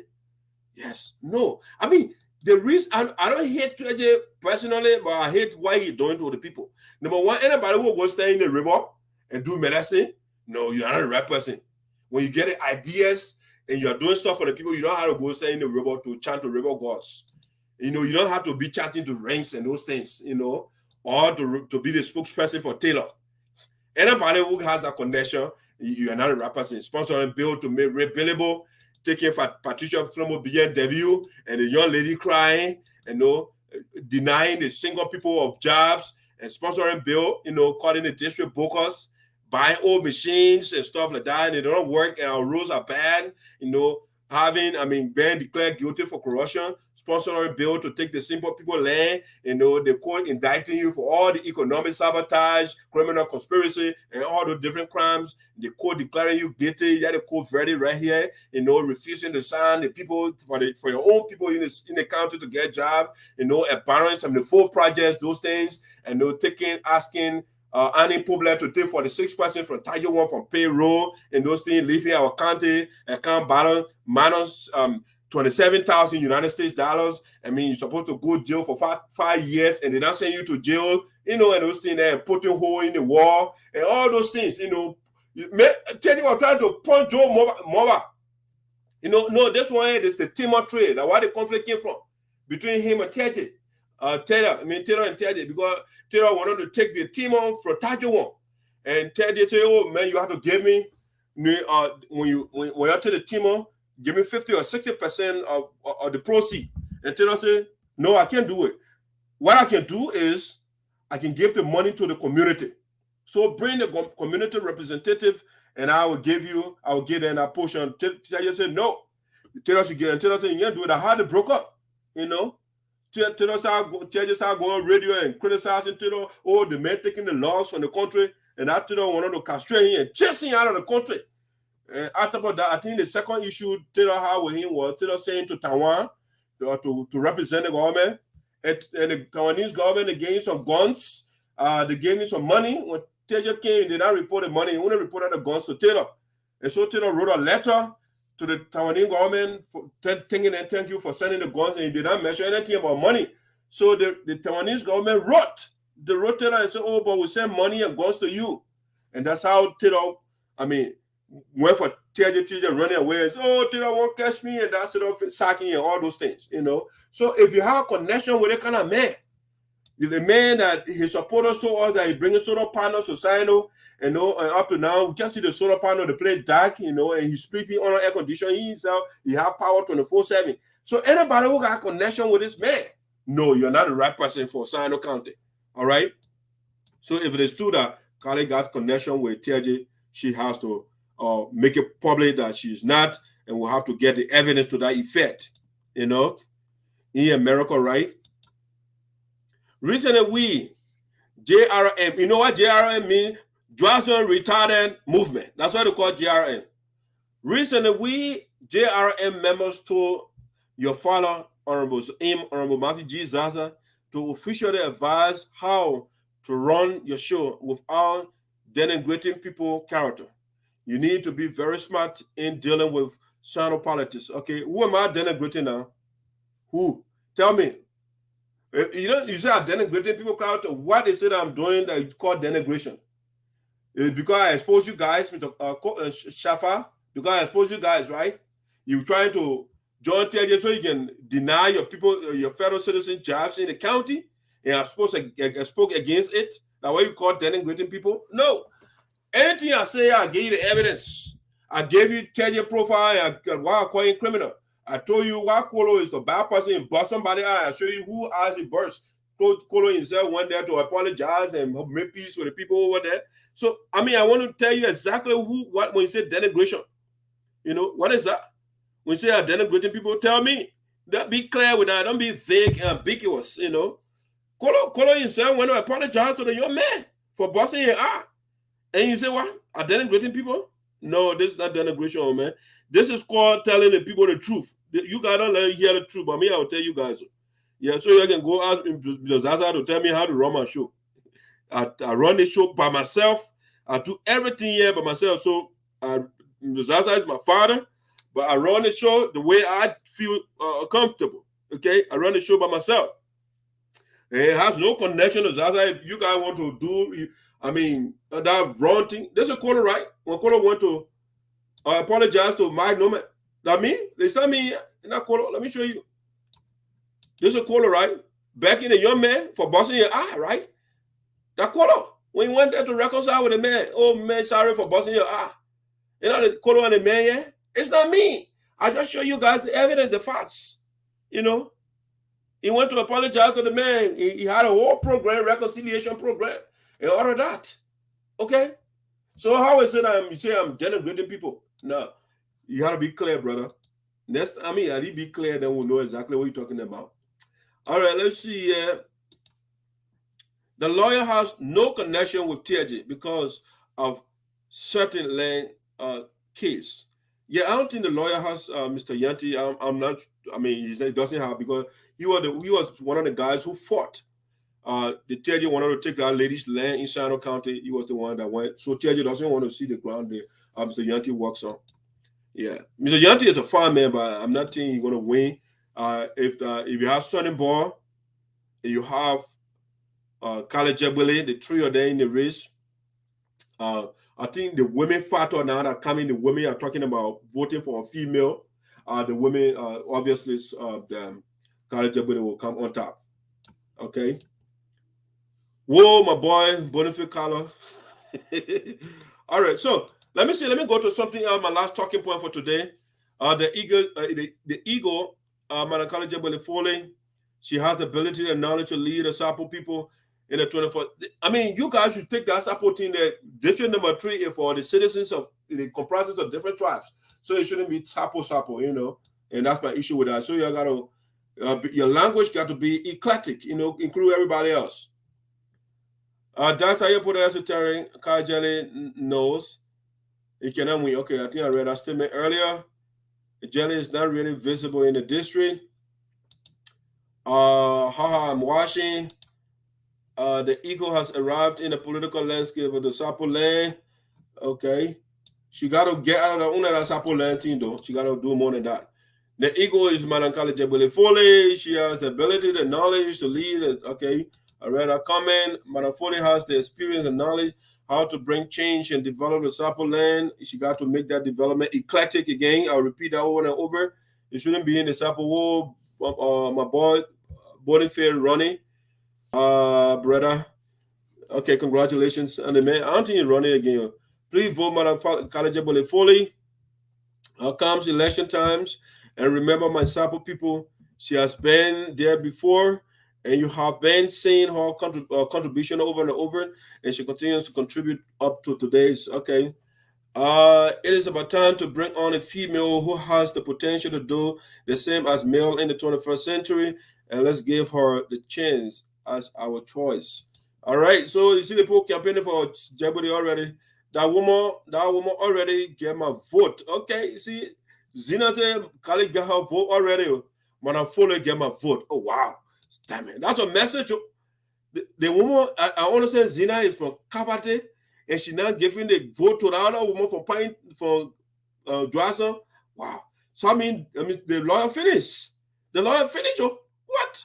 Waiting for my office here in Morovia. Okay, watching from my office. Okay, tell me watching, brother.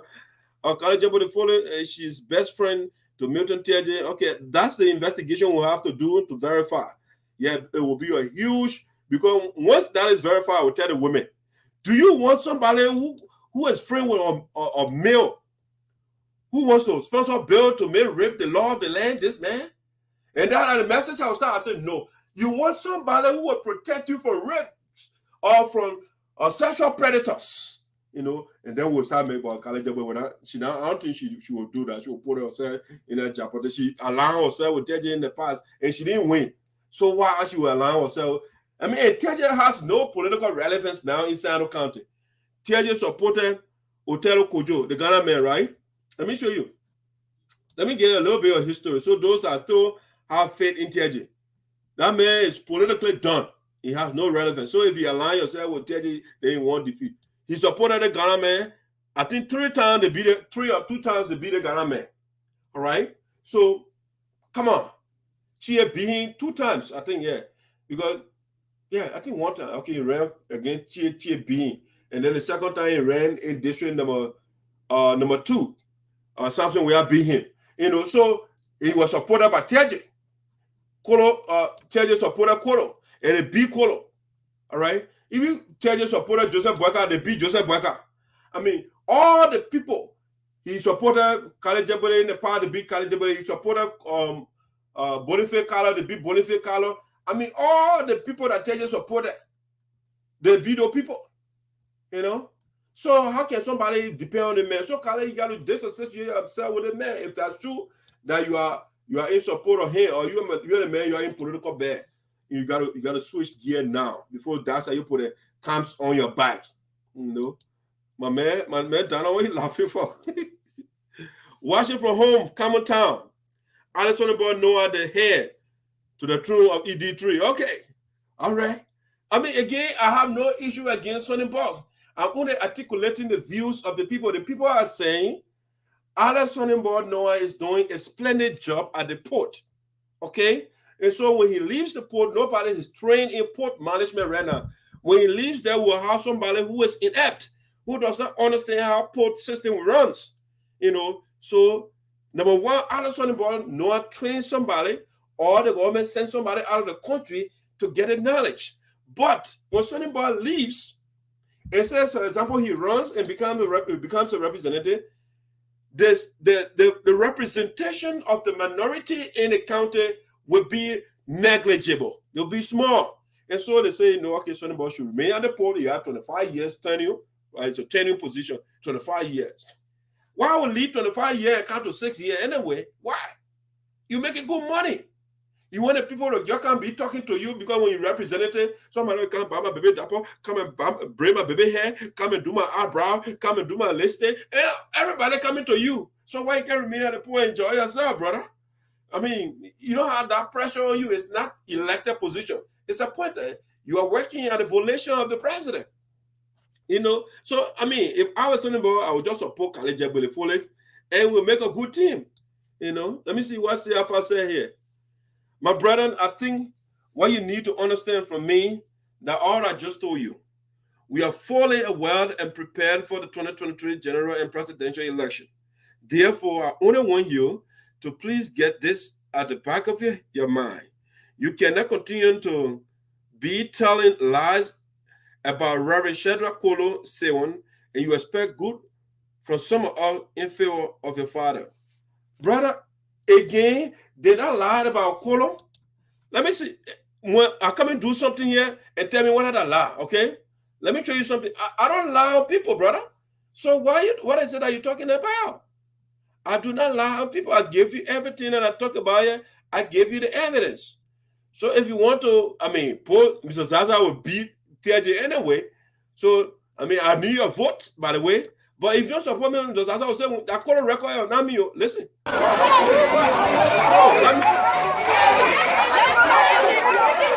These are Zaza supporters celebrating a victory. You see them with stake in their hand. They didn't get nose. They got branches and celebrating victory. When 2017, that Kolo record giving you, not me. That how you boss the man out, and you say I'm talking down to the man, demonizing. No. Now listen. Now.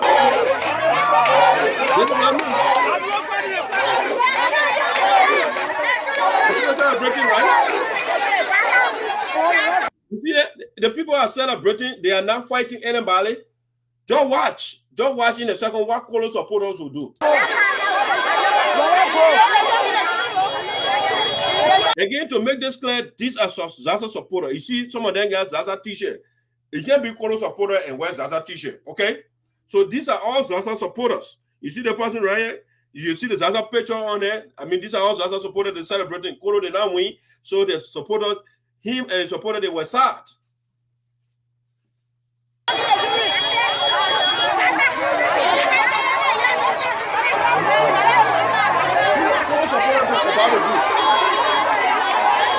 Now the guys are coming now. You see the people running. The Kolo supporters, Kolo history I'm giving you here. The people are running now because the guys are coming with the sticks and the broom and the machete and everything else.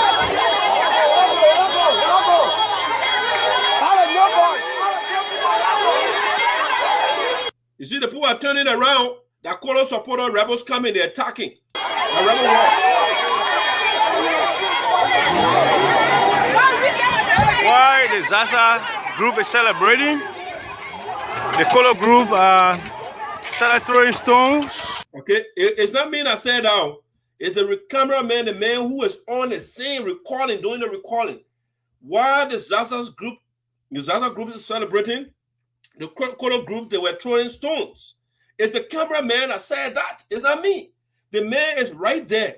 He's not getting information from another source. He is right on the scene doing the recording and see what is going on. All right? And he telling you, hey, the guy said, demon has a Kolo.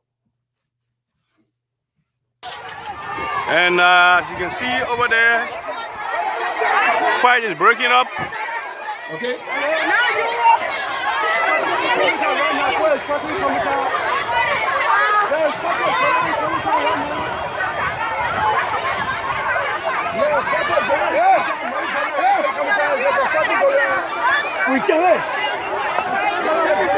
There's a fighting going on now.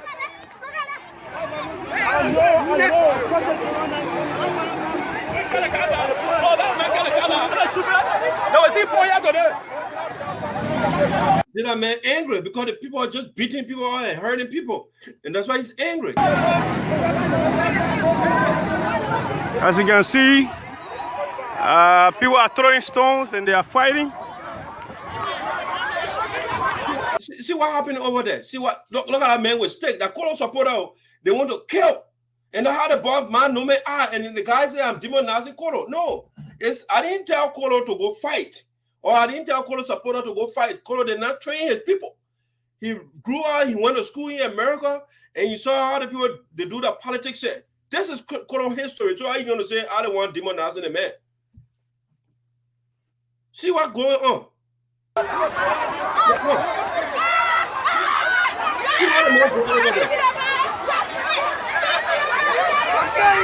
Hey! Hey! The cameraman is even yelling what the guys are doing. They're harming the fellow citizens just for celebration. They didn't do anything. They didn't harm them. They went there, they were just thinking.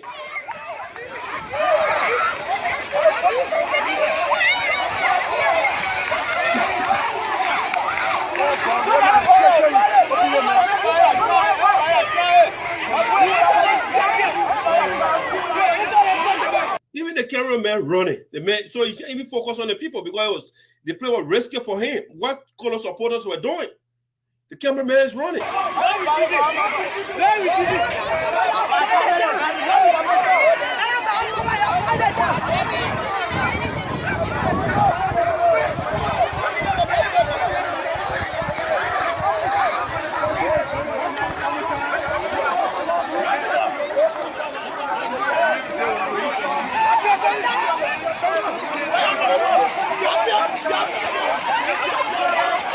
And imagine, see what happened here. And somebody will tell me, Dr. Yepote, you are demonizing Kolo. This is Kolo on record.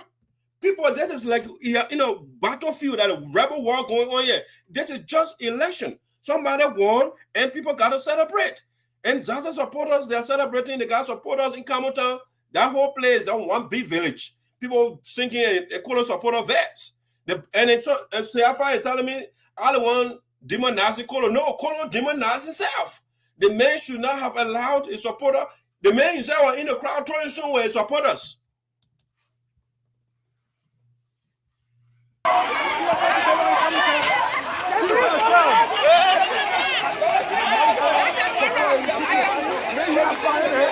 What's that?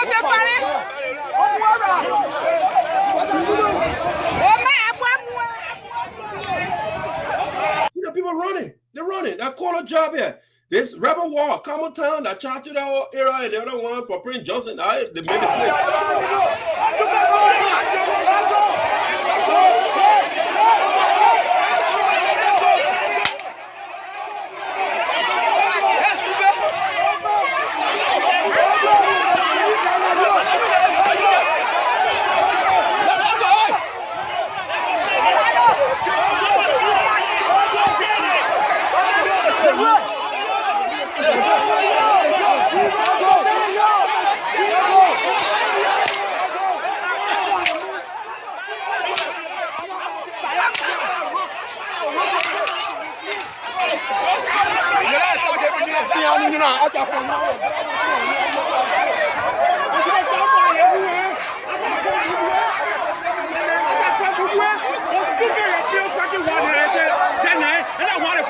Yeah.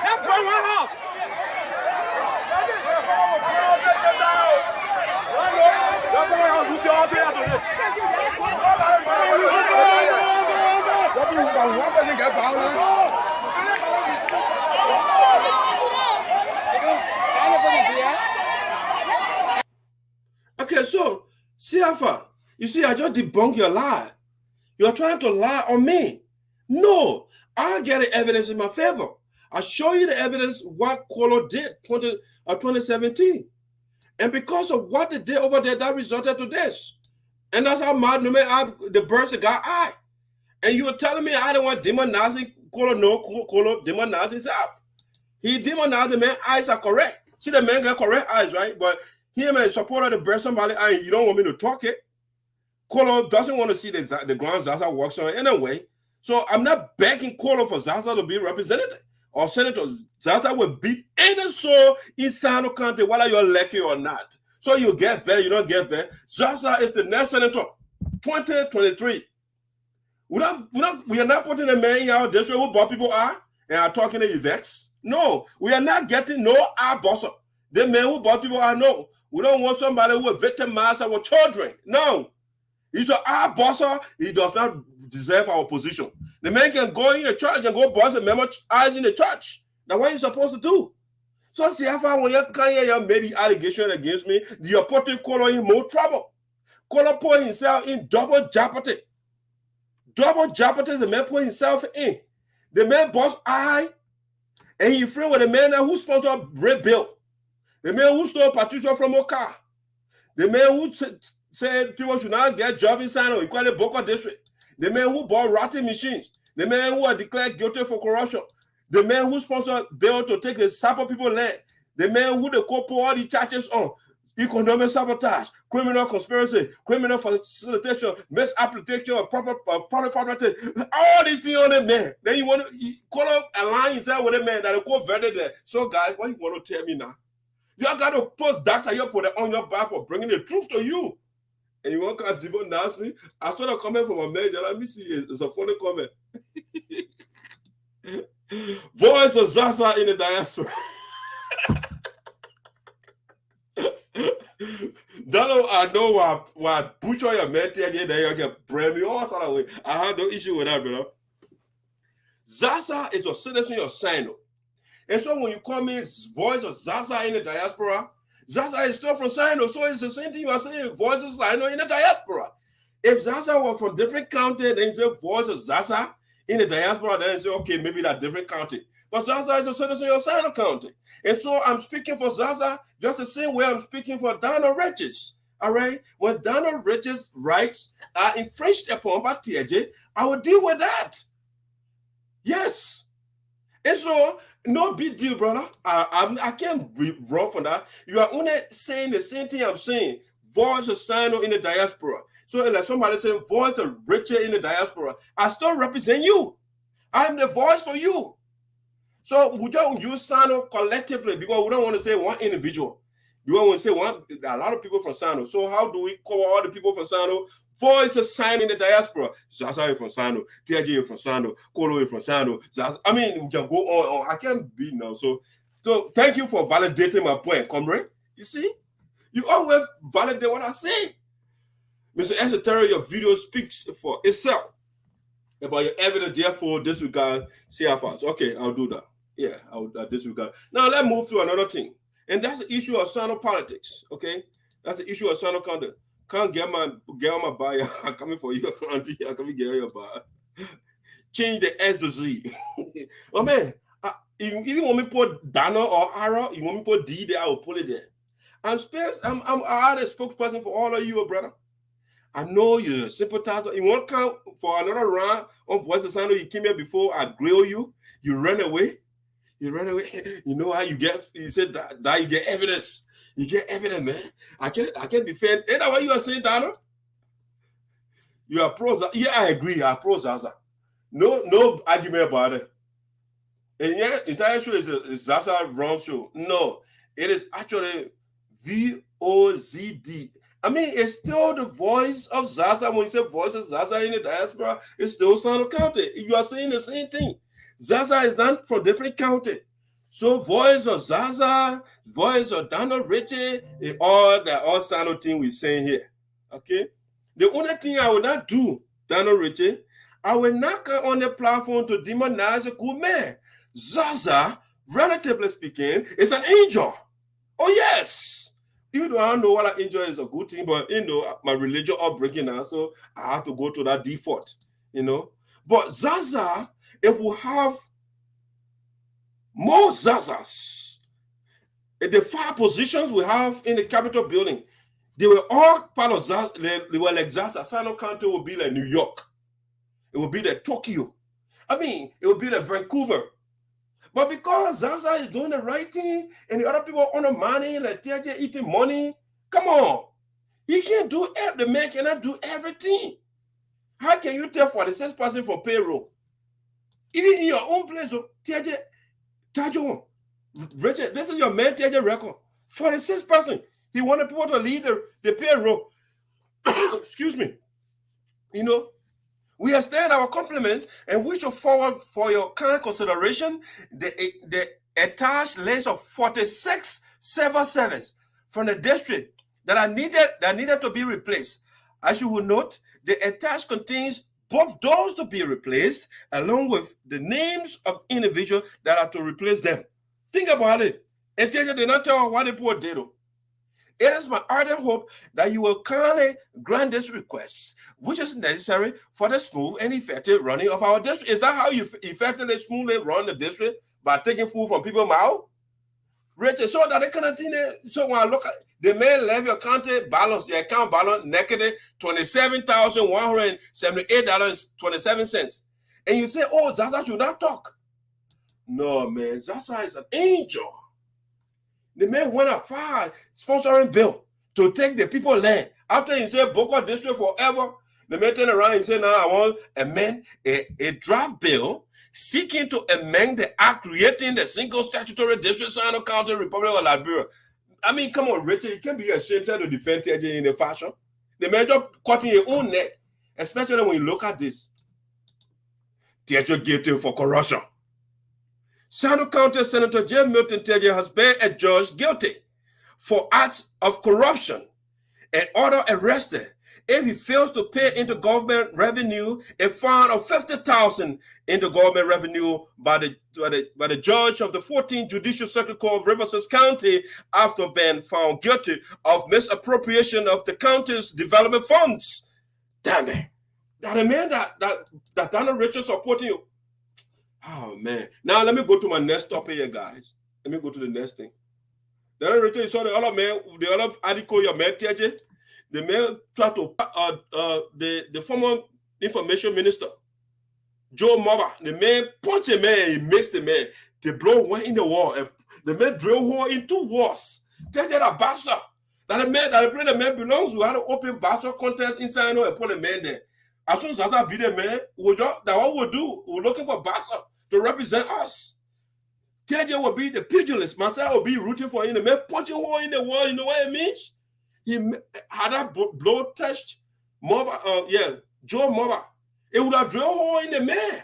Imagine the man blow went through the wall and drill hole. Not 1 wall, 2 walls. You saw the article from BBC? And so the agnostic believer is now preaching angels. Amen. That's the whole thing. Do you think Mr. Zaza is perfect and has not done anything wrong? If so, will you talk about him on your platform? Zaza, I can talk about Zaza. Let me talk about Zaza a little bit. Let me give you a little bit. Honorable Zaza, ladies and gentlemen, had it not been for him, right?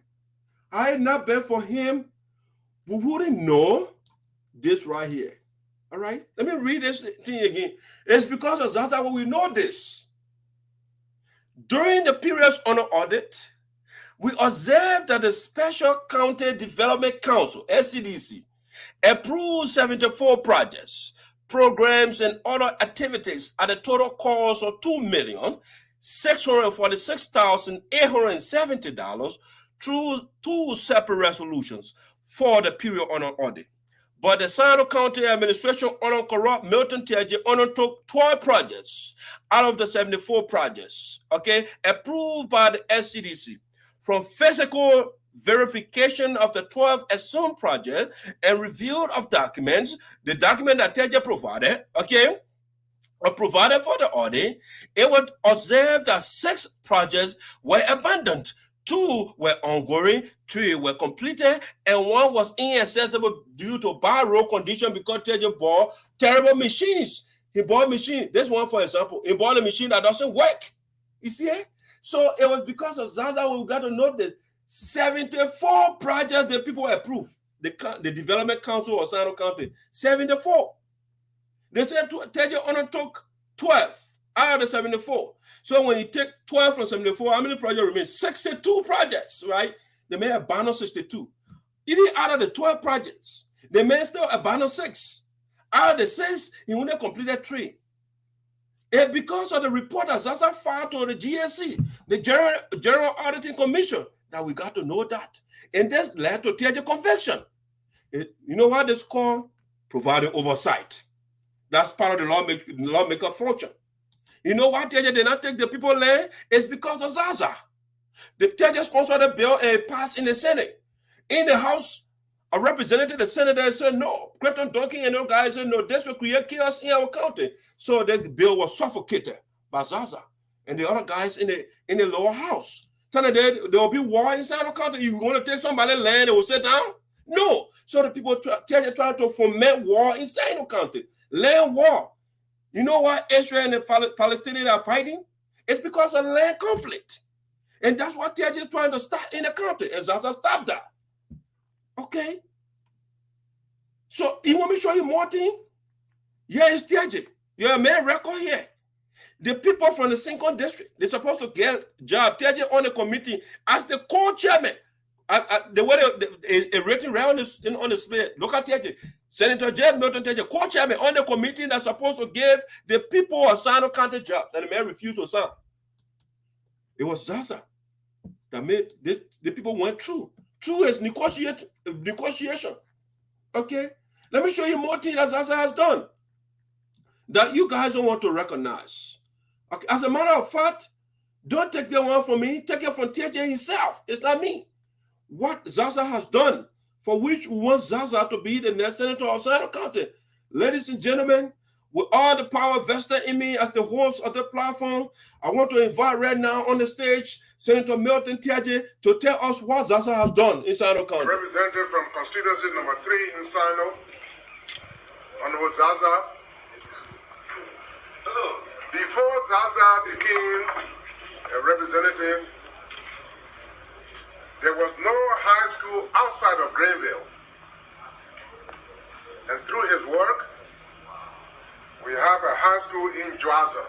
Am I hearing those up? And I want to thank him for such a brilliant piece of work in our county.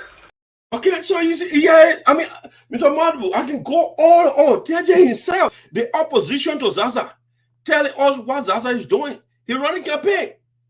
He's running campaign for the election for Zaza to replace him. Yes. If I ask Teji, right now I can bring Teji on here again and say, Teji, what have you done yourself?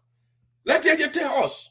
Ladies and gentlemen, for the second time, I want to invite J. Milton Teji of SINOE County to tell us. He just told us Zaza built the first high school outside the capital city, Greenville.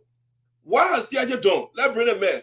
No nominee in the entire Republic of Liberia tell you that I have shown my 5 fingers to some of the post father in my hand. No, no. They will be so disappointed to come to my point. No, I have a kind of tradition in my office. I was chairman, which I intend to continue. And that tradition is when I confront with people, I tell them the truth. They are the ones who are giving you this job. But without comparing you, you will not be. Okay. I also have young people behind me that need to work. So by God's grace, we shall see confirming you because they have the 1 or 2 needs. When I put them agree, they are confirmed. Please take a move for me. Let me be a PR officer in the agency. That's the reason why I get it.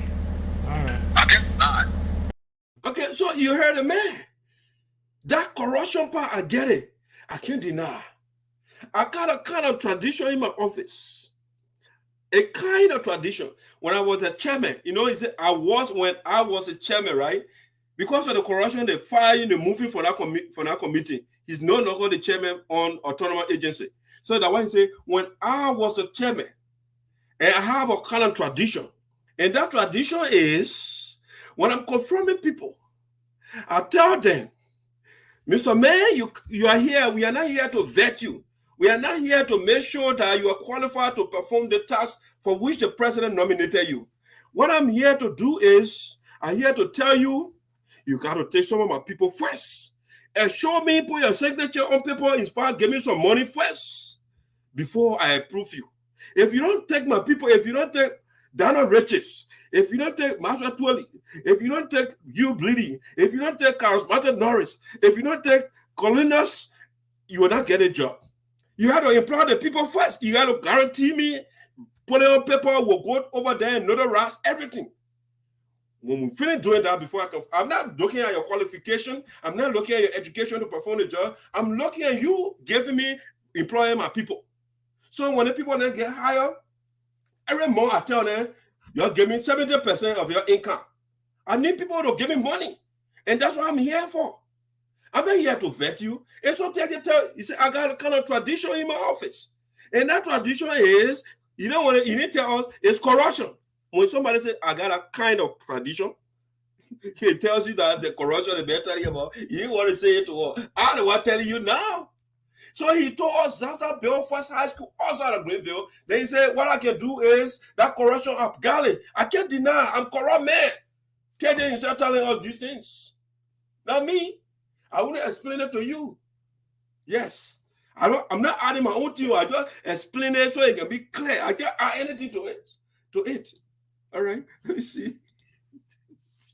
Mauritia laughing. What are you laughing for, man? I tell you the truth. If you criticize Mr. Zaza for anything wrong, yes, I have done that. So, Mr. Mane, you saw me? I criticized the man before. I wrote article. Don't go there. And don't look for the article. The title is Why I Disagree with My Father and His Colleagues. Go there and see the article. I wrote a 10-page article, Disagree with My Father. Yes. And I came here, I did a whole podcast on that. So go and read it. I am the voice of SINOE. I'm here to do justice to everybody. In the meantime, Zaza is the best person. Because when I say he's a perfect man, relatively speaking. I didn't say not relatively speaking. I say perfect man, relatively speaking. Because perfection is relative to the speaker. Okay? It's that there is no objective perfection. We can go into that philosophical position all day and argue that one. There is no objective, when we say objective, independent of you and myself view. There is no such thing. Being a strong supporter for Zaza on your platform, if anyone comes on your platform and confront you about Zaza's wrongdoings or allegation, can you prove the person wrong? I have done that, Mr. I invited TIJ's spokesperson, Hughes Bleedy in Rwanda, who debated the issue here. The man ended up backing me. He said, my man, I trust you, but you can do research. You know, so the men can't stand me. They can't stand, because when I'm coming to these guys, if you come with job mere words, they will talk you or they will talk plenty. But I got two things about them. I got evidence and I got the ability to listen and poke hole in what you say. So they will say that thing, they are just oh, is it one here? They say, no, they will jump, they change gear again. I say, okay, now come to yourself. Tell me what you are talking about. So the guys, they lack consistency. All right. And I have that in my arsenal. So 2023 will bring on with Zaza. All right.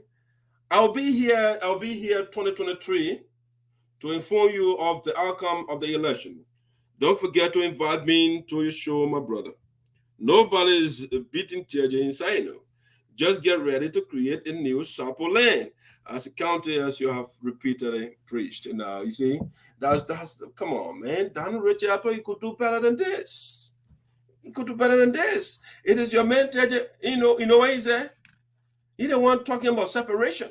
When you went to San Decontee, what did he say? When he went to dedicate a Palava hut in Camotown that he built, the reason they didn't do recording, they thought the information wouldn't reach me. So they say, when you go in the hall, they got a basket, they will say, put your phone inside so you can do recording. But the information still came to me. The man went there and told the people, since Zaza allowed the single people and the Wakapa people to get their district, then the Drawson people tell them to leave Drawson. So they tell you that preaching separation. It's not Zaza you put there. It's not Zaza. No. All we are doing is to protect everybody's rights. So you cannot take the people land. He took the people land already. Huge Bleedy, his own supporter, who is a spokesman for him, who was in Rwanda. The man wrote a piece and said, what? You know what he said? Under the tyrannical regime of Charles Taylor, that's when Taylor took the Dawson people land and created what he called the Tiger One statutory district. That's why his own man wrote. It's not me. I want to cite what they write. He said, under the tyrannical regime, the monocratic, dictatorial, despotic regime of Charles Taylor, that's when Taylor went, he wanted to be fancy. He said, cleverly created Tiger One. No, it's uncleverly. When you are clever, you do things when things are normal. So that people can see you're clever. Now, you can't terrorize the people and create a district and taking people land and all those things. So it tells you will be telling me things. All we are doing, we are checkmating his wrongs. Okay? We are checkmating the man's wrongs. That's what I'm here to do. All right? Checkmating Teddy's wrong. When Teddy takes the young vehicle, no, you can't take the young vehicle, the lady vehicle. No, Teddy, the vehicle does not belong to you. We are checkmating the man's wrongs. We sent Teddy to the Senate to sponsor bill that will do stuff for us. And the man sponsor bill to legalize. We said, no, Teddy, that's wrong. You can't do that. Teddy wanted to be the spokesperson. I told that man, don't be the spokesperson for childhood and you need to listen to me. So we are checkmating the man's wrongs. That's what we are doing here. You can't buy all machine. Teddy, no, that thing doesn't work. Don't buy all machine so you can put the other money in your pocket. Teddy, it's not right to take people land. It's wrong. And so these are the things. You can't take that. You want people for payroll, the people for the 6%, they did nothing wrong. You can't do that. You can't leave our account naked balance and we have to pay the money, 27,000 United States dollars. That's the record here. All right? Some people you come to the follow of evidence. That's how you put the esoteric. The man who can make that Richard run away. That does not have evidence. It's like you read a bunch of words. Has he done anything wrong in your words since you are a very serious and strong supporter? Mr. Maya, I just told you where he did wrong. I wrote an article, so just go read that article. I don't support the man. I mean, everything he does. No, I don't. I am an objectivist. I'm somebody who I think for myself. That one when the prior election, the Papa supported Joseph Boyka. I didn't support Joseph. I supported Dr. Famula. I would disagree. So we don't agree on the same thing. But in the context of SINOE, nobody record can be Zaza record in that country. Show me the person. Tell you that Bill Palava and tell you the man Bill for high school. No, he didn't say Bill Palava. He said corruption power. Get it. I can't deny. That's what you told us. Please ban the equation. If anything missing, if you get anything else, Zaza, send it to me with evidence. Then we can balance the equation. But I can't manufacture something against somebody. All the things I say about the people, I gave you the evidence. And so you want me to demonize a great man, a very wonderful man, Zaza. Damn it. The man who was fighting for the people interest 24/7. The president was saying to Rwanda to get some ideas how to develop our country. And you want to tell me I will demonize the man? If you get the counter evidence, give it to me and I'll come and show it to the people. But I don't have anything right now. The only thing I have, I spoke on it, I wrote my article, and you can read the article, you read my view on that. All right, guys, let me talk about the last talking point here. Y'all want to put a good man in a quandary for nothing, but nothing on him. You can't put, you don't get nothing on Zaza. Call our own man the other day, the beginning, I asked the beginning, tell me one flaw of Okolo. Kolo said, the Kolo begin O'Hara. He said, I will tell you the truth, big brother. Kolo can get vexed. When that man get vexed, he can run in the crowd and start butting people. I said, what? On the platform, yeah. Here, a man on Mountain. I brought him here to debate the issue. Mountain is a supporter of Alison Ball. And then O'Hara is a supporter of this guy. I said, okay, the last question is, give me the flaw of your candidate. Yeah, Mountain said, Alison Ball, no, he has nothing. The man are God. The man is God, is flawless. The man is the best human being ever on planet Earth. I said, yeah, Mountain, I go for the t-shirt. Then I said, okay, O'Hara, tell me one flaw of Kolo. He said there were one Kolo about can scare people. That's the first thing. There were two when the men get vexed. You know how the hippopotamus when they start running together. When Kolo ran it, when he gets vexed, he will start running and butting. He'll carry the crowd and start butting. I said, what?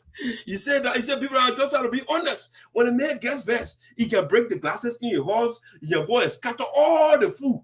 I said, what? Yeah, he said, when you're ready, you beat already, so someone can start running away. All right? And when ready, the way he looked on the picture, he said, yeah, you saw that movie, Samson and the Lion, the man ready, yeah. I said, what? The man threw a man under the bozo. Yeah, Kolo can get vexed. A leader who can get vexed and start breaking stuff. That's a terrible man. Now, let me get my last talking point here to you so I can go for the day. The last thing I want to talk about here. All right? The last thing I want to talk about, President George Weah's assets grow while the people wallow in penury. A penury is poverty. The people are wallowing in poverty and the president's assets are growing. The man getting amassing resources 24/7. But now, before we go to the president, the pictorial evidence that I want to show you about some of the assets of the president, let me share this video with you. Something the president said in that video that I want to share with you. And it's very interesting. I found that very interesting. All right, let me see what I can share this.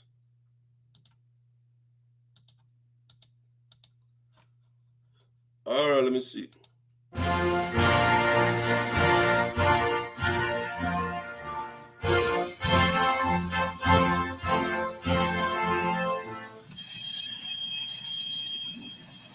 Bakube. Everything I do is not in my interest. It will be in your interest. Okay, that's the statement over there. It's instructed to me. He said, everything that I do, it will not be in my interest. It will be in your interest. Now, what the president said, right? I want to go by and play that again. Then listen to what the president said over there.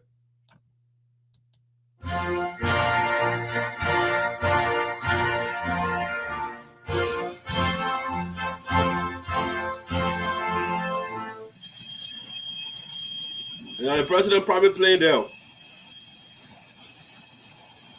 Everything I do is not in my interest. It will be in your interest.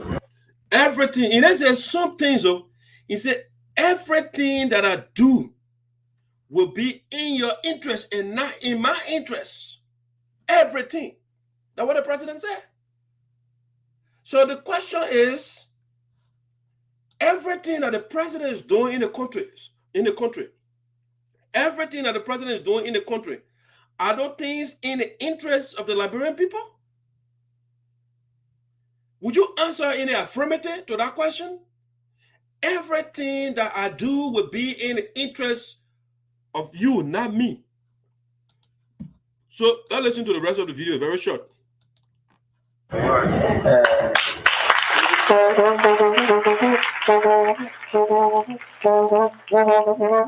This is buying plane business is causing trouble. And last night, all on Facebook last night. Okay, so that's a plane issue when you were criticized for buying a new flight or plane, right? That's when you were criticized for that. So he wants to clear his position on the plane, right?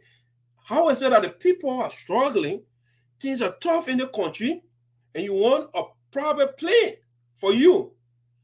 Something that you never had when you were the world best. Something that you never had when you were a senator. Something that you never had when you were UN ambassador. And those things. And all of a sudden, you became president in less than 2-3 years, you got a private jet. And so the people start questioning. That's when he came to make clarity on that. Listen to the president. Monitoring everybody's stuff. There's a guy that asked the guy that he says he's a pastor, Prophet K. Hello, you're on Prophet K last night, right? Man, talking about Prophet Key or the great key. Prophet Key was talking about the president. President, pay attention. I saw your testing. I saw your testing last night. Prophet K is upset that Mr. McGee, you bought a plane, $30 million, and parked in the airport. Okay, now, did the president buy a plane? We don't know because the president did not tell us how he actually. Now, in the video, you want to tell about, okay, how all of a sudden somebody will just give you a plane, and the plane is still up with you up to now. You still own a plane. The person loaning the plane until you leave power, or what? But anyway, I listen to the president's explanation. All right. We're not even there, boss. I will buy $10 Is it true we don't have boss in the country? That's an exaggeration, okay? We have bosses. So the president cannot say, we don't even have boss. See, when you tell that kind of news, that's difficult. So the whole lot on Facebook, there's a people, yeah, they want to do so. They should be taking care of people, the bad people for $30 million. But there's one guy that came up to say, Prophet Key, that is in Prophet Key. You know, everything you see in this people is not true. And you on the Facebook telling everybody, you are a prophet. And he was very insulted. He was insulting the government and what have you. Then I asked my question, is he really a prophet or just a dude? You know, men of God can behave like that. If you have a problem, you address it in a way where people can understand you. A man tells to the lady was, you agree with him, but he needs to address the issue. He's not addressing the issue. He's just shouting and insulting the government fully, they want fully, Maggie, I know Maggie, I'm from Granjida, blah, blah, blah, blah, blah. But people that are from Granjida don't behave like that. You understand? Now the guy asking, but do you have facts? He said, well, you might have facts. You read. No, I mean, it's one thing to say you don't get a plane, but it's another thing to see you with it. If you say you didn't buy the plane, okay, explain to the people, make it clear how you got the plane, you know.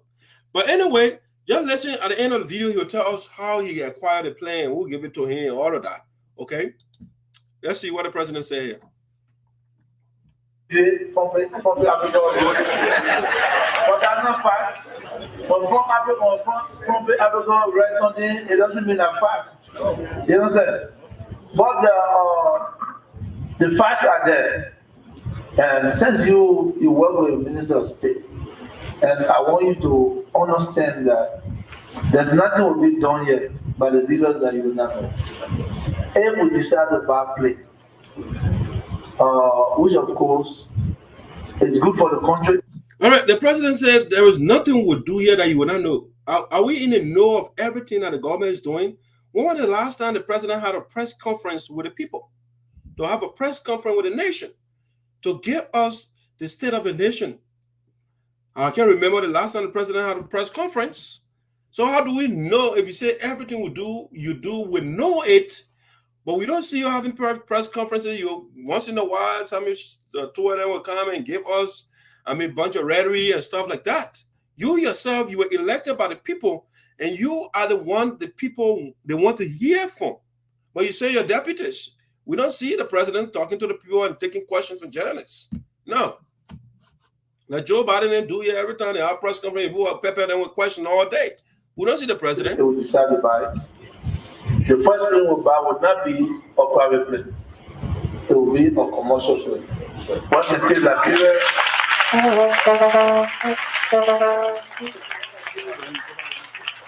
once they take Liberia from Monrovia, to go to Abidjan, to get to Guinea, the regional flight, and we've been working tirelessly to make sure that those companies that we're talking to, during that meeting, we need Liberia to be a hub.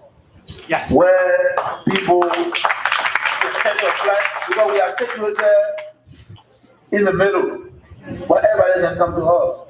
Liberia, you go to Senegal in 1 hour, 15 minutes, you know, and so we've been approached for our Zooms to be a hub. Now, we stay in that discussion. And what did I ask yesterday? I said, but Mr. Weah, you talking about President Weah? Do you really know him? He said, you're talking about celebrity. This is somebody where there are so many friends. Most of my friends are wealthy. And most of the children that are sent to school from Cameroon, from Ivory Coast, from France, all the kids are all wealthy kids. And you see during the campaign, I did not spend a dime to fly. The little boy that lived with me in Cameroon, George Weah, and my daughter, see my daughter there? I adopted her when she was 18. Now she forgets something that secret. I adopted her from Cameroon. She's from Cameroon. So the tells you that it's not just only in Liberia award around the world. The little man that he lived with me as my son, that Dr. John Weah. It was easy for me to adapt because it's Weah, the way EGA, and our Weah. So it's a Societe General thing. Now, if that boy have a private plane to fly, or you have a plane, and I want to go to Brussels, and I said, George, I want to travel, he said, well, I send my plane to pick you and take you. How does that help Liberian people? You understand? Like the friend that they're talking about, I got a friend booking a Faso, the marketing director of Eboma. I said, George, I have a plane. I see that you take Republic of Cote d'Ivoire, you take a good. But you also, when you go into business, you need to also build your prestige and come out of a place that, you know. So the president is about prestige. The president said, "Oh, a friend from Burkina Faso, from Eboma, the manager, or something, giving the plane. How you got the plane, you know?" And so you can, you know, you go somewhere to have prestige and all of that. I don't think it should be about prestige. It should be about, you know, gathering the goodies for your people instead of somebody telling you, "Oh, you need airplane to get prestige." What prestige do you want to gain? You're on the world stage, a world player. You're only a president of a country right now, but you're the world top player in the whole world. So what prestige do you want to gain? But now, anyway, President Weah telling us he got the plane from one of his friends, which for me, I don't believe that. You know, when you're a world best, a friend did not give him proper plane. I mean, when you're UN ambassador, a friend did not give him proper plane. When you're a senator, they don't give him proper plane. And when he became president, he got proper plane now, you know. So that story is not convincing to me at all, not in the least. It's not convincing. The plane was acquired with the Liberian people money. That's the best gesture I can make. Now, it's the issue of the plane. All right, that's just one thing. So now, our talking point is that President Weah's assets grew while the people wallow in poverty. The people of Liberia, they are suffering, they are poor. All right, but the president got proper plane, right? You just saw the plane. All right. Now the assets of the president increasing day by day, or if you like, I don't know, every other time. Here's the plane again. The president playing here, he got a proper plane now. A friend giving to him, calling to him, he got a proper plane. Okay. Again, it's not convincing to me. I can't buy that. The man, he wants prestige. So the president needs a proper plan. All right?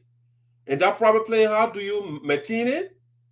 The money he uses is not coming from Judge Weah's pocket. It's a Liberian poor, but they got a budget for it to maintain that machine is very, very expensive. The money you use to maintain plane could have been used to take care of the poor people. But no, the man wants a plane. The former president of Tanzania, John Magufuli, that man, the country is far richer than Liberia. They got money, they got better economy. That man is a rob. I mean, economy. He was not about prestige. Paul Kagame is doing far better than Liberia. Does he have private plane? I don't know. All right. So our country, the leaders that we have, they don't prioritize what they're supposed to prioritize. It should not be about prestige. It should be about changing the lives of the people. That's what the president's supposed to be. But getting all the property to get prestige is just sad. You know, it's a wrong way. I mean, you got all the houses. I mean, other people say 47. But when a former information minister came here, Eugene Nambwe, and the finance minister Samuel Toa, there's a forum they hire. I was there. I got my camera. I was listening to him. They asking about the horses. They asked how many horses the president got. And Eugene Nambwe said it was about 16 to 15 from 47. What is now 47 and 16? That's too much. For one person in less than 2 years in office, you got 15, 16 houses. I mean, why? Why do you need all of that?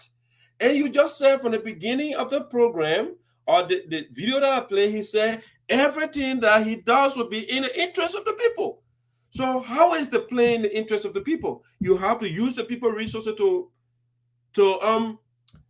maintain that flight. Oh, okay, you go somewhere and the people will gain loans and stuff of that nature. But guess what? It's loan. When somebody gave you loan, you got to pay it back. So how does that benefit you? The people got to pay that money and don't even enjoy the money.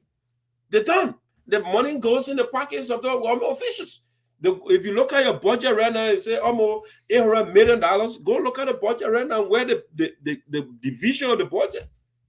The Minister of Presidential Affairs, whatever they call it, got 20 million in there. Just look at the budget. So, I mean, I don't know how the horses the benefit in the Liberian people. What are the 47? What are the 16? What are the 15? How do they benefit the Liberian people? So the president said everything does will be in the interest of the people. That's what he said.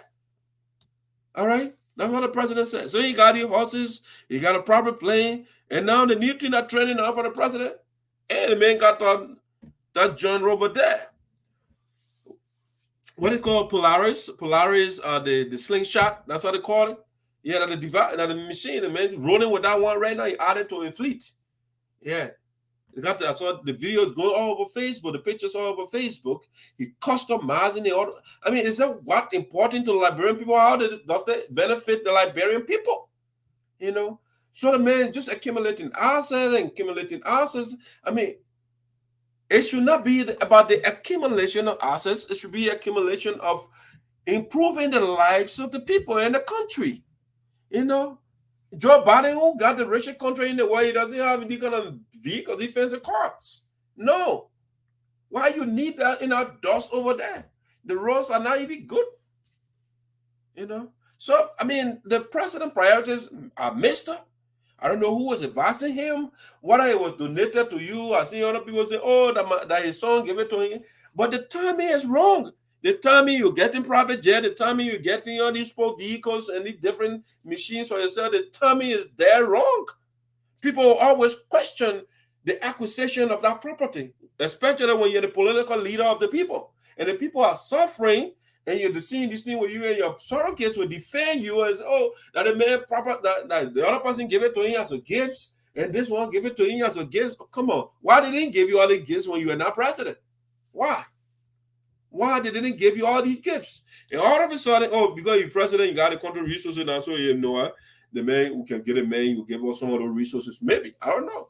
But, you know, the president said he wants prestige, you know, so you need a private jet, you know, all those things, you know. And so the assets of the country, of the president are growing 24/7. But the people, if you ask me, are the assets of the people growing? I don't know. I mean, I went to Liberia last year. What I saw over there was horrible, you know, for the president to be wallowing in luxury and having fun, and the people, the majority are suffering. You know, it's just not right. That's not leadership. This is now what we call pro-poor government. You know, Thomas Sankara had a pro-poor government, and he did not have private jets for himself. His friend did not give him private jet, even though he was a president of a country. He didn't buy sport vehicles for himself and those things that Weah building 47 or 16 horses, whatever the number is. Thomas Sankara did not do that. That's what they call pro-poor, because the guy was using the resources of the country to improve the condition of the people. And that's what Thomas Sankara was doing, you know, and that's what we call pro-poor. You know, the pro-poor horses right now that Weah is building, when you see those horses, I mean, look at Weah horses, everything that you want in those horses there. But see those horses they're building for the people. And like animal horses, I mean, those things, they are super duper hot, you know, they're hot places. If you want to do it, just do it for the people. Do it best where you build a little bungo. Weah can sleep in all things himself. And so when you see your own houses, I mean, the 12th Street, 11th Street, whatever house, he broke that one down and make it fancy, build additional duplexes for himself, airplane, sport vehicles. I mean, how those things, when you say everything that you do will be in the interest of the people, to me, this what the president is doing, those things are not in the interest of the people, if you ask me. The private jet is not in the interest of the people. It consumes a lot of resources. Yes, to maintain it, it's a lot of money. Yes. The president is supposed to get if you say you're pro-poor, you have to have the smallest budget. A lot of things you have to have programs to allocate those resources that it will go. I mean, and one thing they got this, when you look in the president the budget, they got presidential project. I'm like, what is that? Presidential project? I look at the U.S. budget and then get presidential budget for Joe Biden, the country that have trillions of dollars, you know, a budget. They don't have presidential projects. They allocate the budget to the relevant agencies to do the work.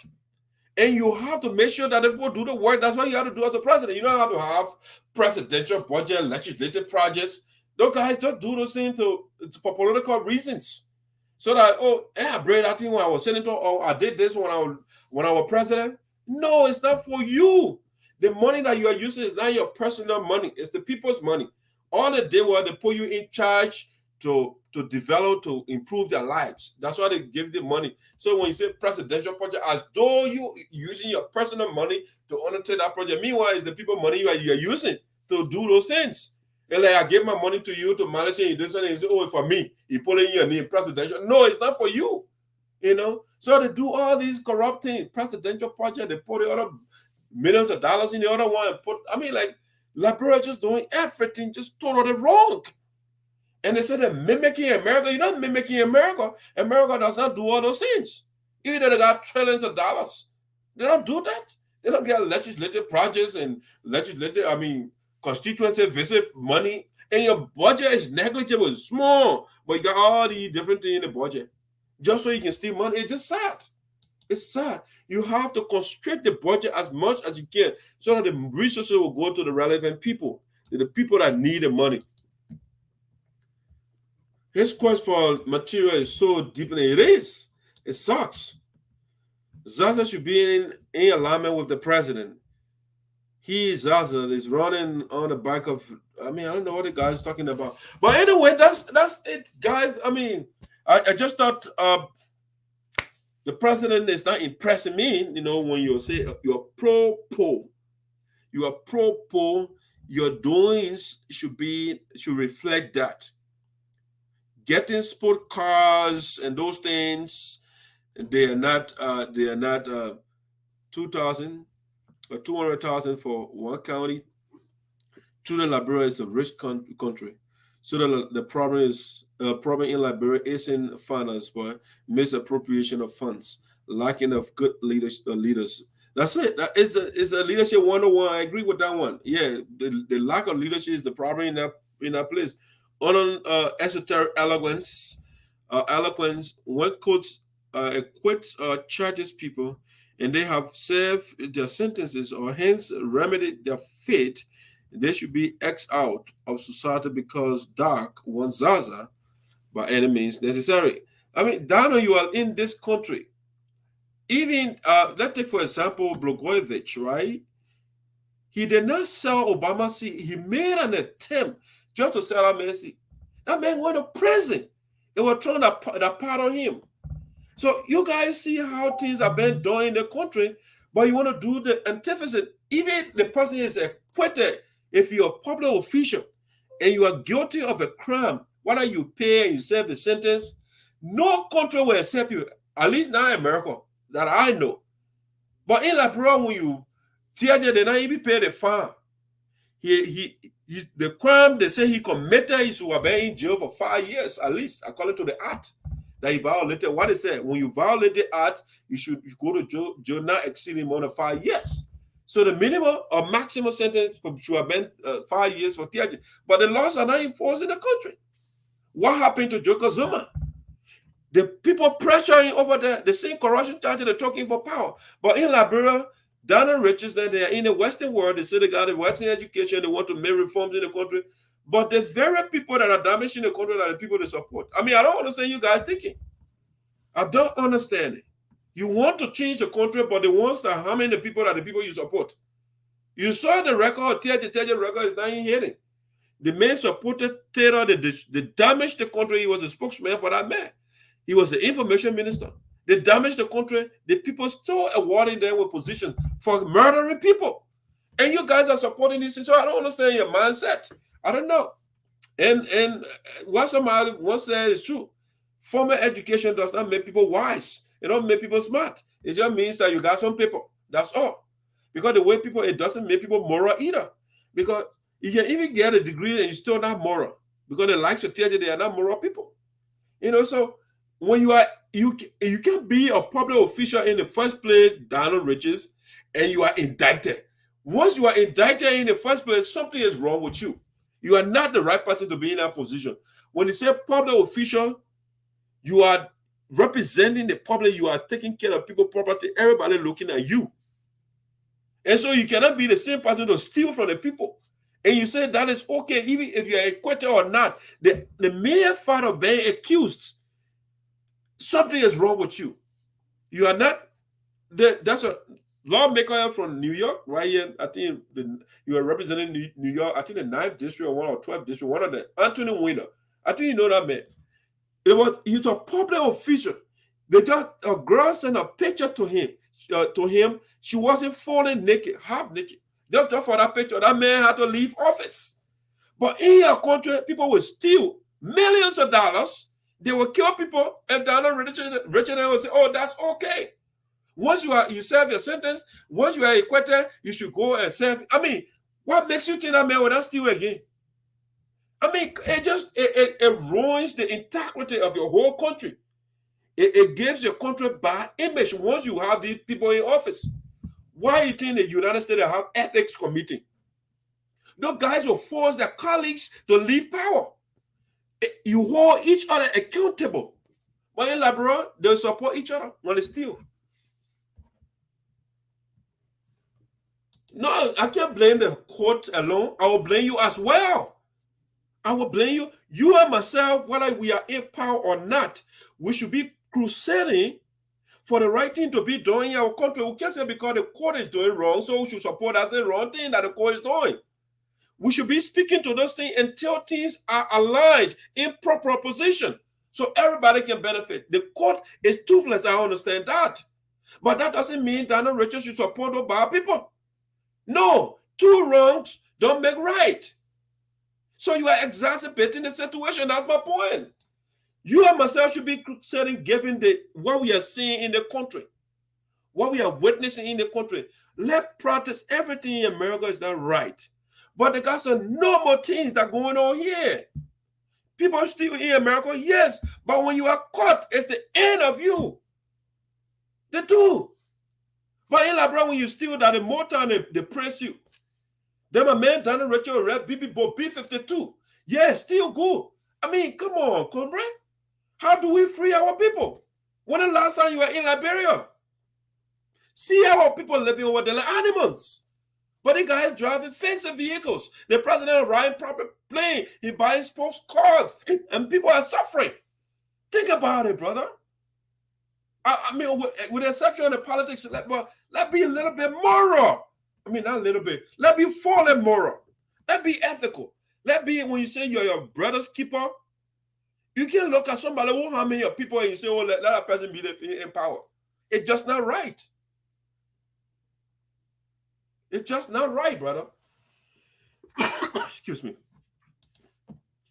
You have a country that supports a PYJ, a raw Weah, but punish a person who has served his conviction. I don't support. That's what I'm speaking of, President Weah. What he's doing, I don't support it. I never supported the president in the first place for him to run for president. The first thing I noticed, when he was a senator, I didn't see a bill that he sponsored. This man is coming to be the president of a country, but I don't see a footprint in the Liberian Senate. He was a senator. The man was a war star, and he had a soccer team. Good thing that he established. Junior professionals. It was a wonderful thing. It's one thing to establish a business, it's another thing to maintain that. So the president's inability to maintain a soccer team, to send me a wrong message. When a man cannot maintain a soccer team, why you think you maintain your country? A country with almost 5 million people, and a man cannot can maintain 12% on the soccer field. So I did my analysis. I said, no, he's not the right fit for the position. And that's why I didn't support him. Prince Johnson is another one. I mean, the bully, those people, it is wrong to reward people that murder people. They're wrong. It's just wrong. So whether you serve your sentence, if you don't serve your sentence, you steal from people, it's wrong, brother. So you can't still justify the stealing of Milson Theatre because you are just doing this to justify the stealing of theatre from the people. It's still wrong, brother. It is still wrong whether you want to justify, you want to take attention for the subject and bring other people in. It is still wrong. It doesn't still make it right to make judges senator for your county. It makes your county to be unserious in the sight of normal countries, okay, or normal people. Because nowhere where a criminal or convicted person, look at Brazil, for example. Lula, it was one of the best presidents in the history of that country. But one little thing he did that disgraced that man. Lula went to jail for campaign finance stuff. That man revitalized that people's economy. But when he did that thing, the one for him, they put him in jail. And they don't put him back in office. No. What did they do in Mauritius? Fakim, the former president, the lady, she was using a card and the bank card, the credit, and go use public fund and go shopping. They removed that woman for power. But in Liberia, Dana Rachel now will say, oh, you pay your fine, you good or go. The society will not progress. Bad people don't give you good results. Good yields good results. Evil will give you evil results. It's just simple as that. It's simple. It's simple, brother.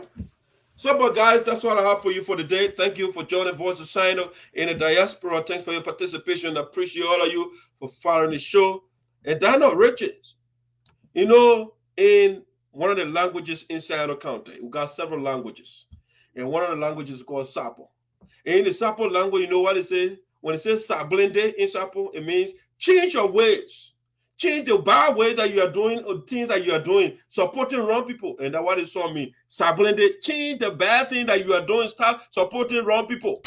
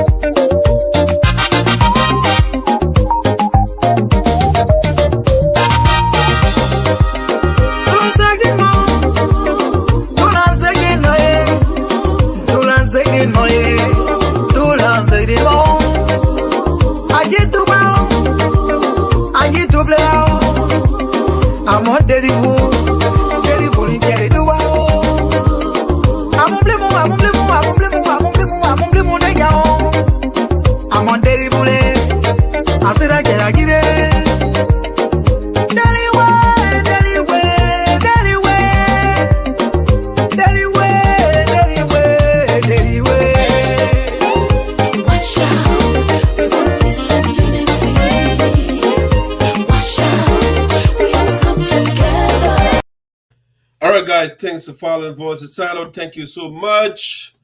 We will see you again tomorrow or the day following that. All right, that's a platform here for you guys here to free you from yourselves. Yeah, I will free Daniel Richard from himself. It is in bondage. He's putting on the wrong people. I can answer all your most simple question at any time. So come back tomorrow. Any question I don't address, it will be addressed. Okay, but I got time restriction on the show. All right, it's I actually 1 minute above my time. 2:46. No, I should be out of here. 2:42 or 2:43. Anytime 2:45, 2:46. I'm above my time. All right. Enjoy the rest of your day, guys.